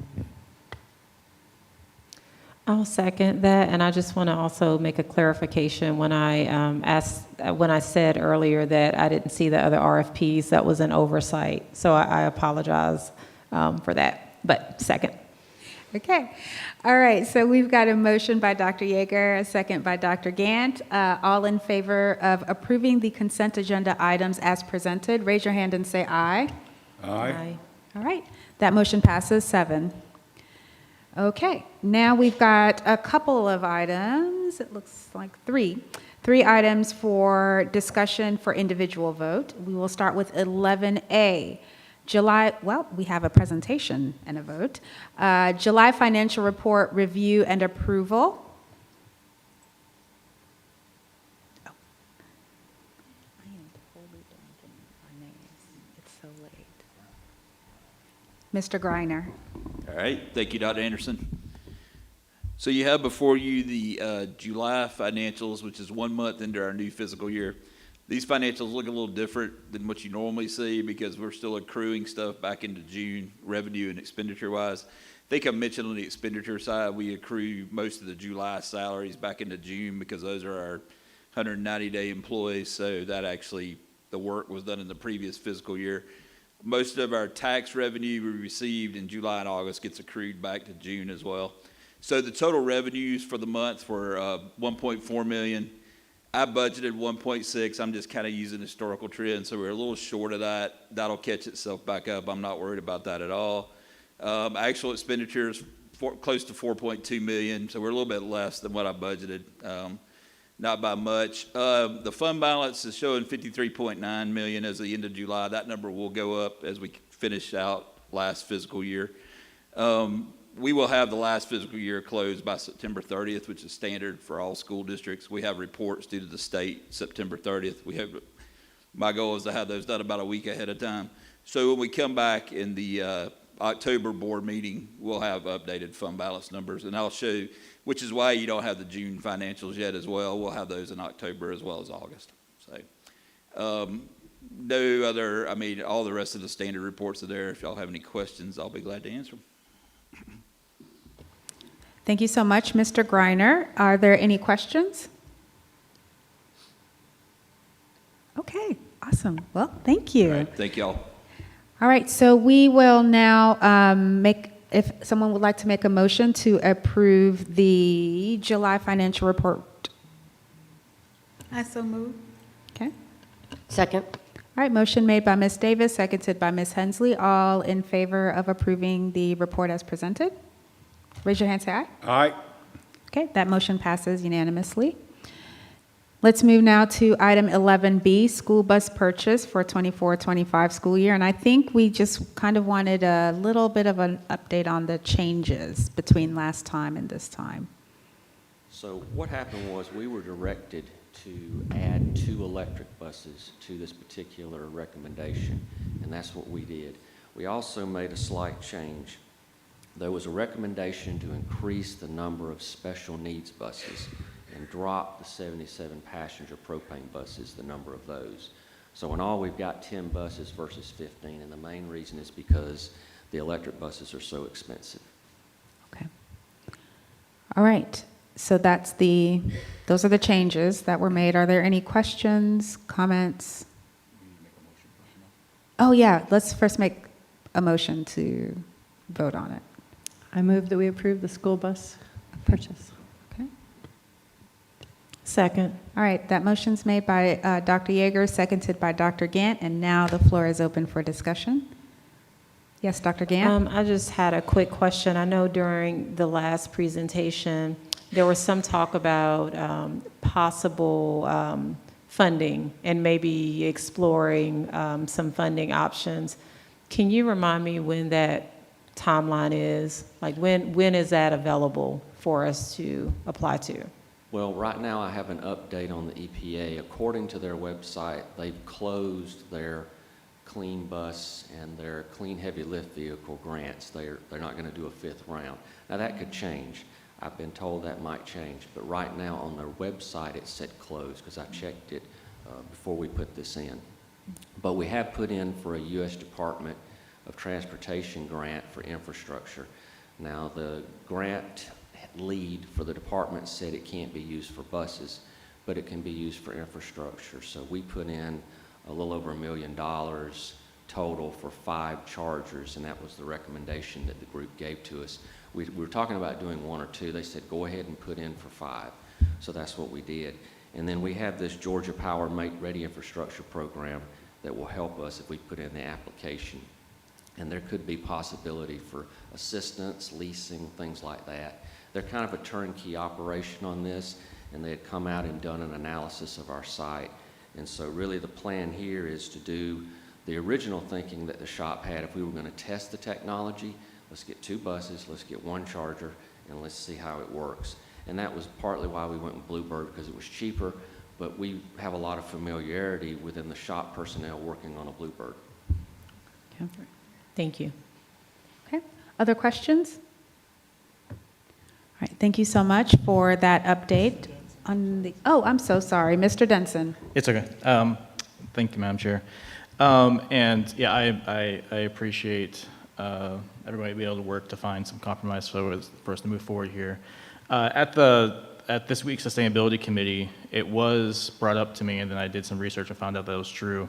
Something for us to keep in mind that that of the 3 propane bus manufacturers in the country, as of this year, 2 of them have discontinued building propane engine buses. And there's only, Bluebird is the only one that's left. And that's just because they have a contract through 2030 to do so. And they're already to talk about that they're not going to do it. So do want to think about, if we're talking about future purchases, about making sure that we're not buying a technology that is quickly becoming obsolete. So just wanted to bring that up. Thank you so much for bringing that as a point of information. I didn't realize that either, so this is new information, I think, for many of us here. Does anyone else have any questions before we? I was just going to add that Dr. part of the Yeager? reason for that is that they make worse greenhouse gas emissions than gasoline buses, and certainly than electric buses, and they produce pretty bad pollution, particulate pollution for asthma causing. So I think that's what, people aren't buying them very much. All right. Other questions, comments? Thank you so much for that presentation on the school bus differences, the purchase difference between our last discussion and what you brought forth tonight. And we do certainly appreciate the back and forth and the, I guess, compromise, if you will, that the district was willing to make, you know, on behalf of the board, sort of advocating for some of those changes. Yes, Dr. Yeager? I just also wanted to thank you for all the documentation that you loaded up in the board docs. Thank you for that. Yes. Okay, so I think we are ready to call for a vote. All right, we've got a motion on the floor. Cannot remember who made it, but a motion on the floor by Dr. Yeager and seconded. All in favor of approving the school bus purchase for the 24-25 school year, raise your hand high and say aye. Aye. All right, thank you. That motion passes. I feel like we should celebrate this one. This was a tough one. Okay, now we will move to item C, residency-based teacher apprenticeship. Is there anything that the district would like to add to this conversation before a vote is called? There was an email sent to us. Oh, there was an email sent to us. Yes. Okay. Have you all had an opportunity to review? I have not. Okay.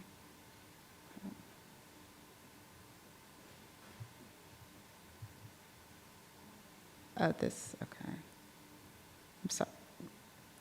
Is it okay if we take 30 seconds to just kind of look through this? Is that all right with you all? Okay, thank you so much, Ms. Palmer.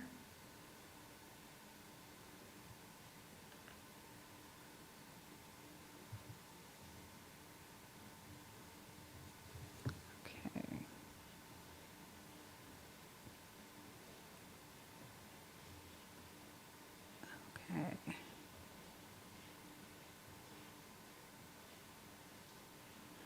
Okay. All right, seeing what additional information was provided to us, does anyone have any questions, further questions for our Human Resources team?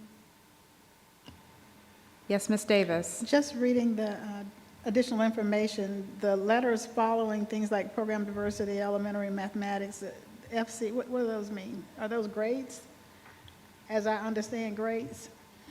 Those are grades that are assigned by the National Council on Teacher Quality. Okay, They rate all programs. I see. Thank you.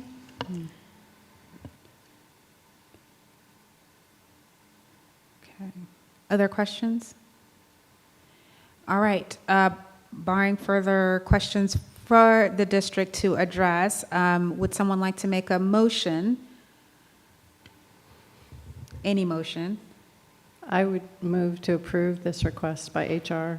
I know there's some out-of-the-box thinking here, but I've been so impressed by our HR lately. I trust their instincts, and if this is something they really think is going to work, I support it. Okay. We need a second? I'll second it. Okay. So we have a motion on the floor to approve the residency-based teacher apprenticeship program by Dr. Yeager, seconded by Ms. Hensley. The floor is open for any discussion. I know we've had robust discussion, but Dr. Gant? I just want to clarify. And so I know the amount, we have this starting amount, and then we have the amounts each year.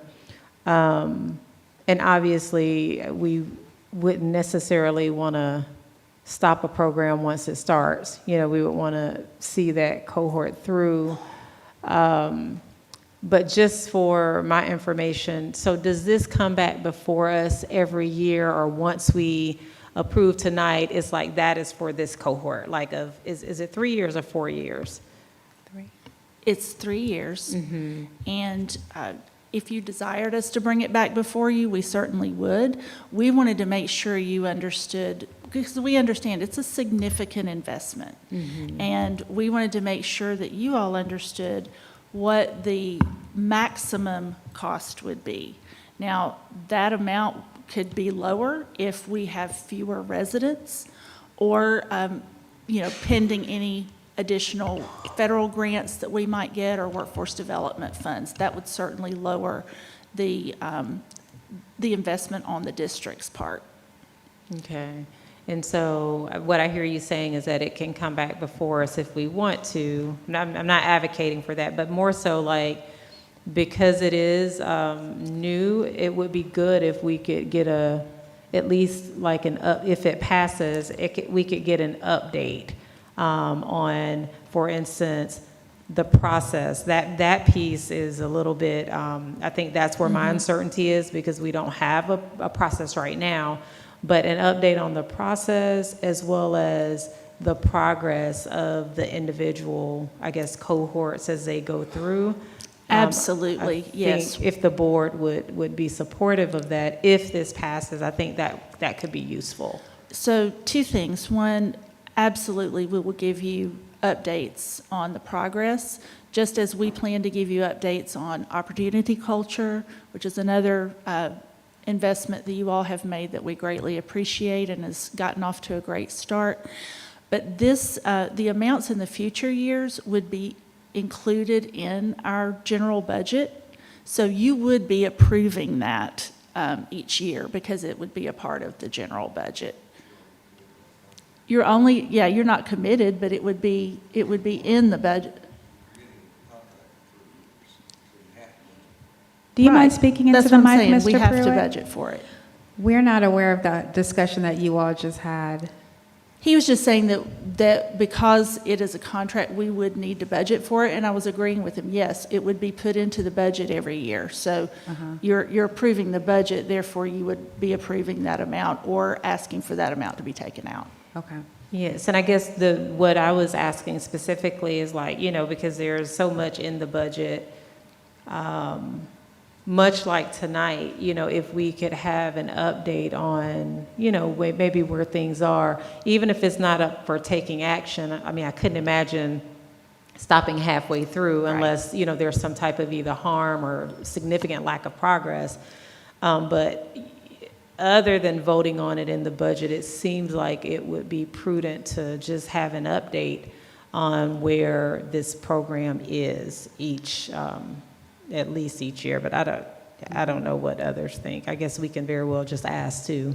So we would be happy to do that. In fact, I would ask Dr. Hooker for the permission to do that at least annually, if not semi-annually. I would absolutely support that. And it could even come in conjunction with the opportunity culture, since those two things are very relevant to teacher retention. Would other members support that endeavor from HR? And I think that they're very willing to. Yes. A comment, if you don't mind. Yes, Ms. Davis? So my question is, what is our potential, what are the opportunities for this to be used by our existing staff? How many people can we, what's our pool? So Christopher has left, and he knows the exact number of parapros that have expressed interest, but I do believe that we have at least 5 to 10 that we could start with. So we are targeting, I hate to use that word, but we're focused on our current staff as our initial cohort. That was, I guess I was really trying to say candidate pool, and so Yes, this is not yes. target necessarily, but yeah, that's the group. And so I thought that the quote was for 7, and we only have 5 right now, so we're anticipating adding some more people, or everybody that is in that pool is going to be a participant, because that's a different story to tell, which is really Well, good. when we talk about pool, right now, we have not identified residents yet, because we want to get permission first. Oh, yeah, so that was kind of my question. Yeah. What is the resident pool? What are we pulling from? It would be all of our paraprofessionals Okay. that don't currently hold bachelor's degrees that are interested in pursuing teaching degrees. I'll give you an example. 2 years ago, Mr. Swartz mentioned that Mr. Penley mentioned that we had started working on a partnership with Piedmont. We were very excited about that, and unfortunately, I think really the only thing that derailed that was the change in leadership at the time. So just as an aside, we're very open to continuing to pursue a partnership with Piedmont around a residency. But we had over 40 paraprofessionals that attended an interest meeting at that time. And so a few of those have continued on to pursue a degree, but there are still very many, the majority of those have not. So as we're talking about, and I'm listening to the spend, concern about the spend rate, but also the performance of this program, I don't know that bringing it back to us every year to approve based on its performance would be something that would be out of the norm. Maybe it could be included in the contract, so that even though you put it in the budget, we would actually approve the spend. And that would give us an opportunity to see how we're progressing in this program. I'd like to see everything work like that, but that's just how I think. So, thank you. Okay. All right. So we have a cadre of documents for a vote, and there's a vote on the floor. Oh, Mr. Evans, yeah, go ahead. One of the things that, as I look at what you sent me, I noticed that there's no GACE scores. So I'm curious, since the PSC is pretty clear that you have to pass the GACE to even be a student teacher, how we're going to navigate around that. What's the plan for that? Because what I don't want is for 2-3 years down the line, all of a sudden we've got a kid who's not doing so well, and they're like, oh, well, you had a teacher who hadn't gone through PSC. So I'm curious on the language that we're going to use to get around that particular obstacle. Also, in fairness, I'm going to have to recuse myself from this vote, as Piedmont has been brought up on more than one occasion, and so I will not be voting on this particular issue. Okay. Has everyone said their piece? Now, there was a question on the floor introduced by Ms. Davis on whether this is something that we want to include in this contract, that it be brought before the board every year for a vote for the spending versus approving it for 3 years and getting a presentation annually or biannually. I'm inclined, because we do vote on our budget every year, and this is an item in our budget, I'm inclined to differ with that recommendation. But I am interested in, if I am overruled in that inclination, I'm happy to, have a discussion with the district about amending that contract. How do you all feel? Madam President, Yeah, you're talking about sending it back to them to Yeah. Well, that's what Ms. Davis was proposing, and I want to be respectful of.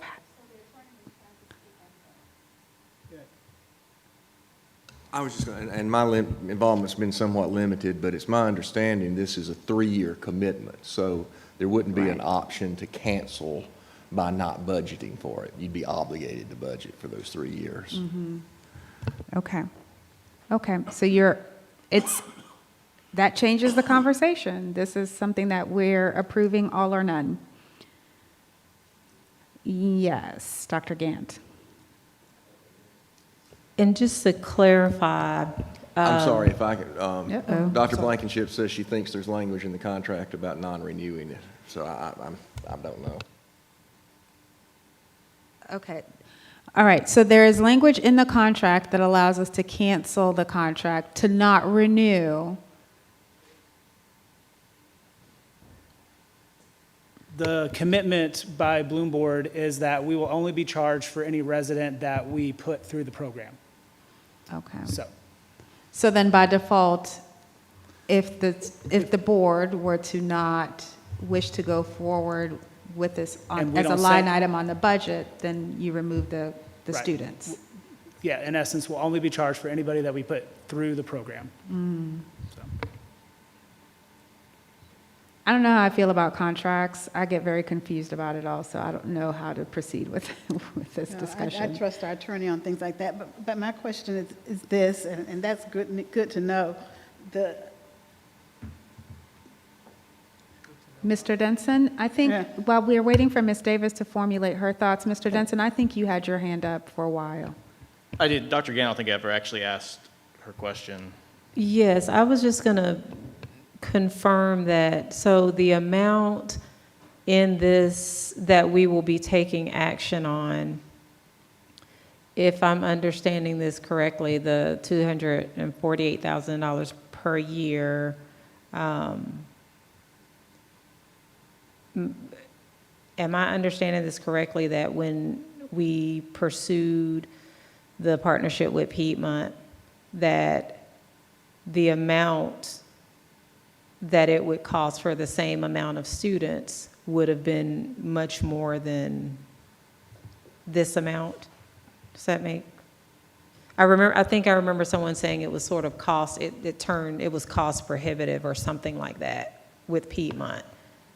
So we had, I wish Christopher were still here to speak to this, but our original conversation with Piedmont had one of the things we had looked at is having a reduced tuition. Mm-hmm. And when, my understanding is when we came back to the conversation after the leadership change, that was no longer a possibility. Okay, and that reduced tuition, okay, and so if that wasn't a possibility, and like the candidates would have had to pay like the full tuition, and so would that cost be the same, or would Piedmont's be more? So it really was a differently structured MOU with them. So I'm not sure that we can compare apples to oranges with it, because all of our residency partnerships are different. They're structured differently based on, how you negotiate the partnership with the university. So. Okay. All right. Thank you. Mr. Evans, I think you had a question. I can comment? answer a lot of those questions since I was a part of those negotiations at the time between Piedmont, and since I'm recusing myself, I think I can share this information. So at the time we were going through a leadership change, our president was leaving, and our president had given us what we have, the homestead exemption for students who, live in the surrounding areas. And mostly that's given to athletes who want to come to Piedmont and play. And so then the executive team, in their wisdom, and I'm going to use that decided that they were going to nix that, and it was a bad faith deal. We have since returned to that with other systems, and it is, we have a special ed program that I'm a part of now, where we're working with parapros to get them through as quickly as the counties can get them, and so. But yeah, so Piedmont did a very bad thing, and we've recognized that was a bad thing, and we have adjusted, and we've made things better. All right, so the way that I understand what we are voting for, we have a 3-year contract on the floor. Once approved, it stands as a 3-year contract. However, we are paying for the students that are enrolled in the program. So there's I guess in a way, there's sort of an escape plan if it is a disastrously run program, for example. That's what we have right now. I say if we want to continue this conversation and explore other different parts of contracts, that we table this. And so maybe an amendment to the motion that's on the floor, if you all want to do that, because I think kind of belaboring it now does not give the district an opportunity to explore other options. So right now we have a motion on the floor to approve Bloom Board, or the residency training program, and we have a second. So would we like to vote, or would we like to make an amendment, a friendly amendment? I'd like to make the friendly amendment to table this discussion until we do more research. I think it would be a substitute motion, right? Oh, sorry, Yeah. substitute motion, yes. Can I make that? Yeah, and I'll second it. Okay, we have a substitute motion that needs to be voted on before we decide if we're going to go back to the original motion, is my understanding. Yes. All right, so we've got a substitute motion on the floor to table this item to the October meeting.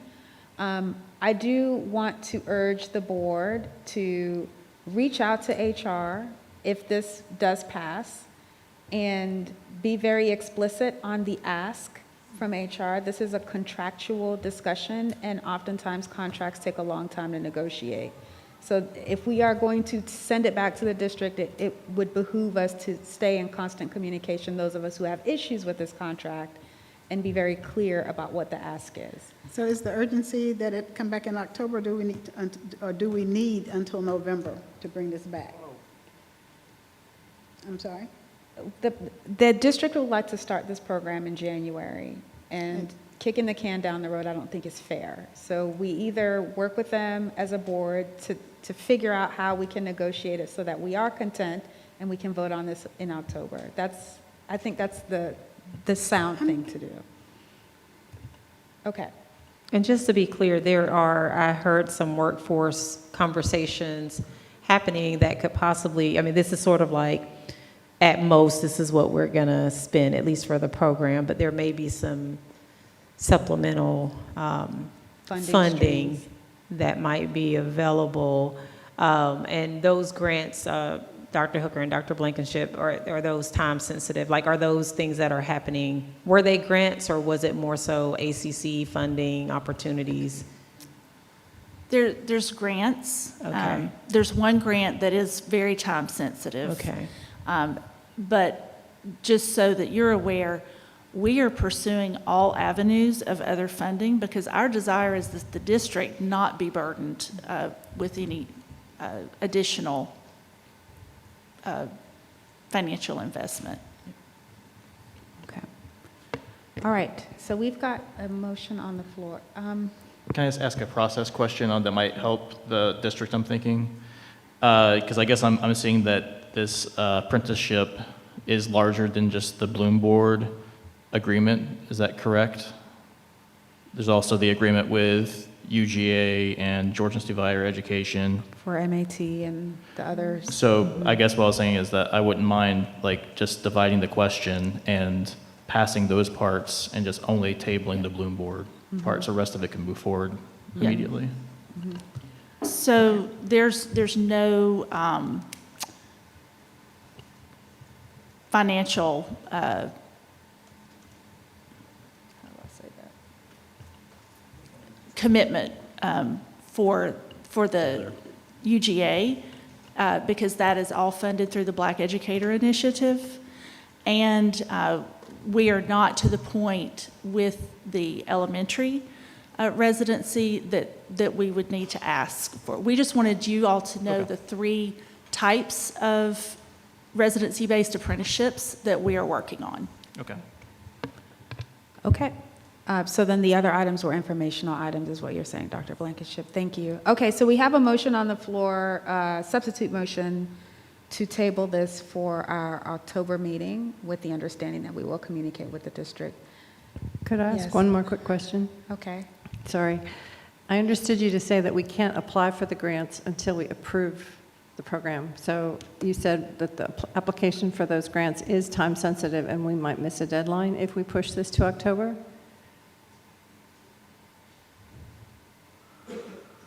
Yes, there's a high demand apprenticeship grant for $50,000 that we were going to apply for if we got it.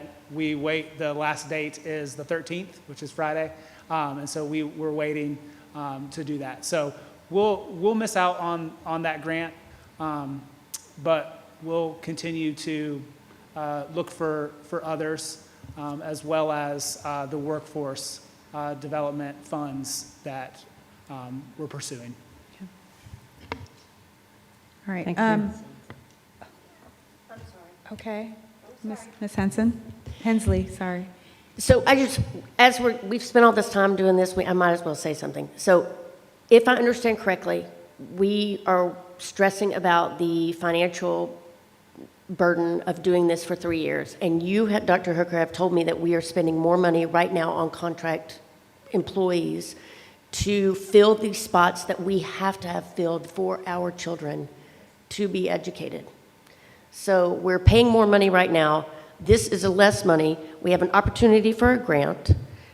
We have an opportunity to help our current employees have a higher education.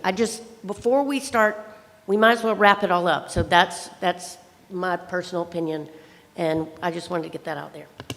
I appreciate you doing that so we can hear both perspectives. That was really helpful, I think, for the whole board to hear. Okay, we have a substitute motion on the floor to table this item until October. There's a motion and a second, so I'm going to go ahead and call a vote. All in favor of the substitute motion, raise your hand high and say aye. Aye. Okay, 3 to 1, 2, 3, 4. That motion does not pass. It's 3. 3. It's 3 to 3. You're going to have Oh, to 'cause call for you're- opposed and you- abstentions. Yes, sorry. So it's 3 to 3, so that motion does not pass. He said you have to call for the opposed. I have to call. I think you're assuming, and I think you're right, but you still need to call I for still people need to to raise their call. hands Okay. for opposed and abstain. Okay, gotcha. I see. So for the record, can raise your hand if you wish to abstain. Abstain? Abstain. Oh, sorry. Not abstain. Not oppose. What's the word? Recuse. Recuse yourself. Okay. So we have 1 recusal, and we have 3 ayes. Can I get noes? The noes, raise hand high. Okay. So we have 3 noes, 3 ayes, and 1 abstention. So that motion does not- fails. Right, that motion Does fails. not pass. Right. Okay. So now we have another motion that is on the floor to approve the residency-based teacher apprenticeship program. It's already been seconded, so I'm going to go ahead and call for a vote. All in favor of approving the residency-based teacher apprenticeship program, raise your hand high and say aye. Okay. 1, 2, 3, 4. Okay. All opposed? Okay, 2 and 1 abstention. Is that right? Okay. So we've got 1, 2, 3. We've got 4 ayes, 1 opposed, and 1 abstention, so that motion passes. Oops. 4 ayes, 2 noes. Motion, and we're now voting on the original motion? We went back to our original motion to approve the residency-based apprenticeship program. So we have 4 yeses, 2 noes, and 1 abstention. So that motion passes. Okay.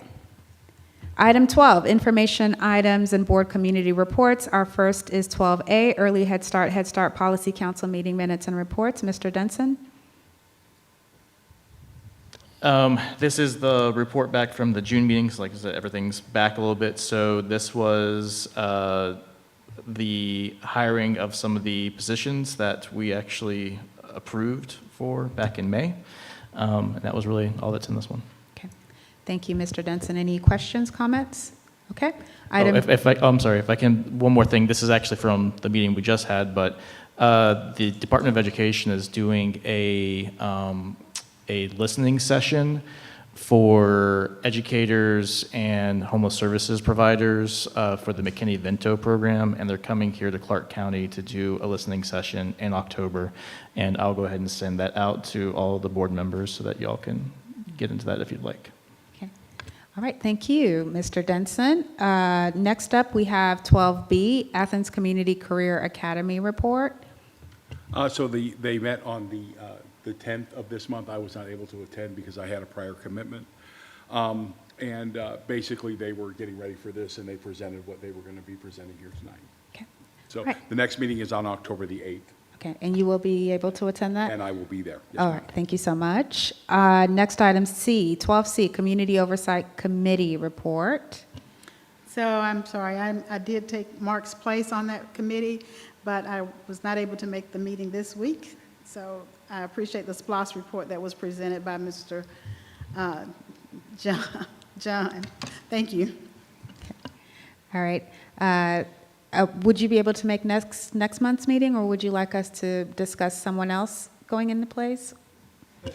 Yes. They're I not had a meeting next conflict. month. Oh, they're not meeting next. I have asked that they hold off and meet every other month, because at this point, Mr. Gilbert and the others are tied up and finishing up construction here and meeting monthly. So they've said we'll meet November the 12th. So hopefully I can get added to that distribution list for that committee. That would be helpful. Thank you. So yeah, whoever's in charge of that. Mr. Gilbert, would you mind sending a reminder to Ms. Davis? Thank you so much. Okay. Sustainability Committee, Dr. Yeager. Yes, thank you. I just discovered that the minutes from the August meeting were not included, so I just sent them to Lisa and emailed them to everybody. If you want to take a look at your leisure, I'm happy to answer any questions. I actually missed that meeting as well. I was in Augusta, so maybe Mr. Denson wants to say something about the August meeting. Here.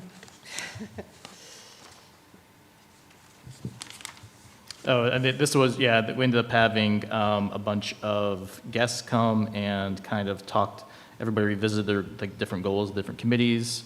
I think those are on a different email, but we can forward those out also, where there was feedback from all the different folks on the different goals that have been made by the different committees. Yeah, handwritten. Yeah, the handwritten.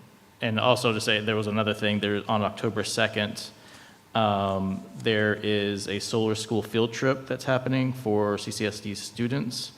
And afterwards, they are hosting adult staff and committee members, and I would imagine the board members also, at Terrapin Brewing on October 2nd at 5:30 because they have a large solar array there, to be able to hear more about their solar work and probably have some good beer.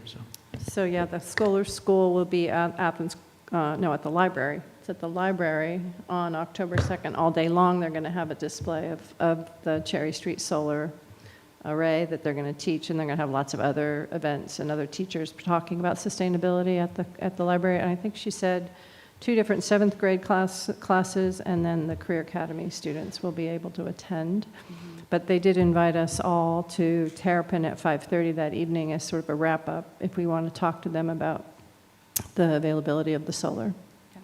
See it in the works at Terrapin. Okay. If you haven't already, if you don't mind sending that to the board for those who would like to attend. Will do. And also, Mr. Gilbreth, I believe you provided us, the board president and VP and Superintendent Hooker, with the RFP bid results, and it seemed quite cost prohibitive to move forward with an energy audit. I was wondering if you could send me the electronic copy of that document, and I can have a conversation with perhaps Dr. Yeager, with Superintendent Hooker, and others about the results of that RFP. Is that, okay, thank you. Okay, all right. Okay, so stay tuned, Dr. Yeager and Mr. Denson. We will reach out to you all to have a follow-up conversation about that energy audit RFP. Okay, that concludes our information items and board community reports. We do not have an executive session scheduled for tonight. Does anyone have any burning questions, any thoughts, feelings, concerns to bring to the, awesome. We will now move to item 14, adjournment. I move we adjourn. All right, motion made by Ms. Hensley, seconded by Mr. Evans. All in favor, raise your hand high, say aye. Okay, I'm assuming that was a yay. Okay, fantastic. Thank you all.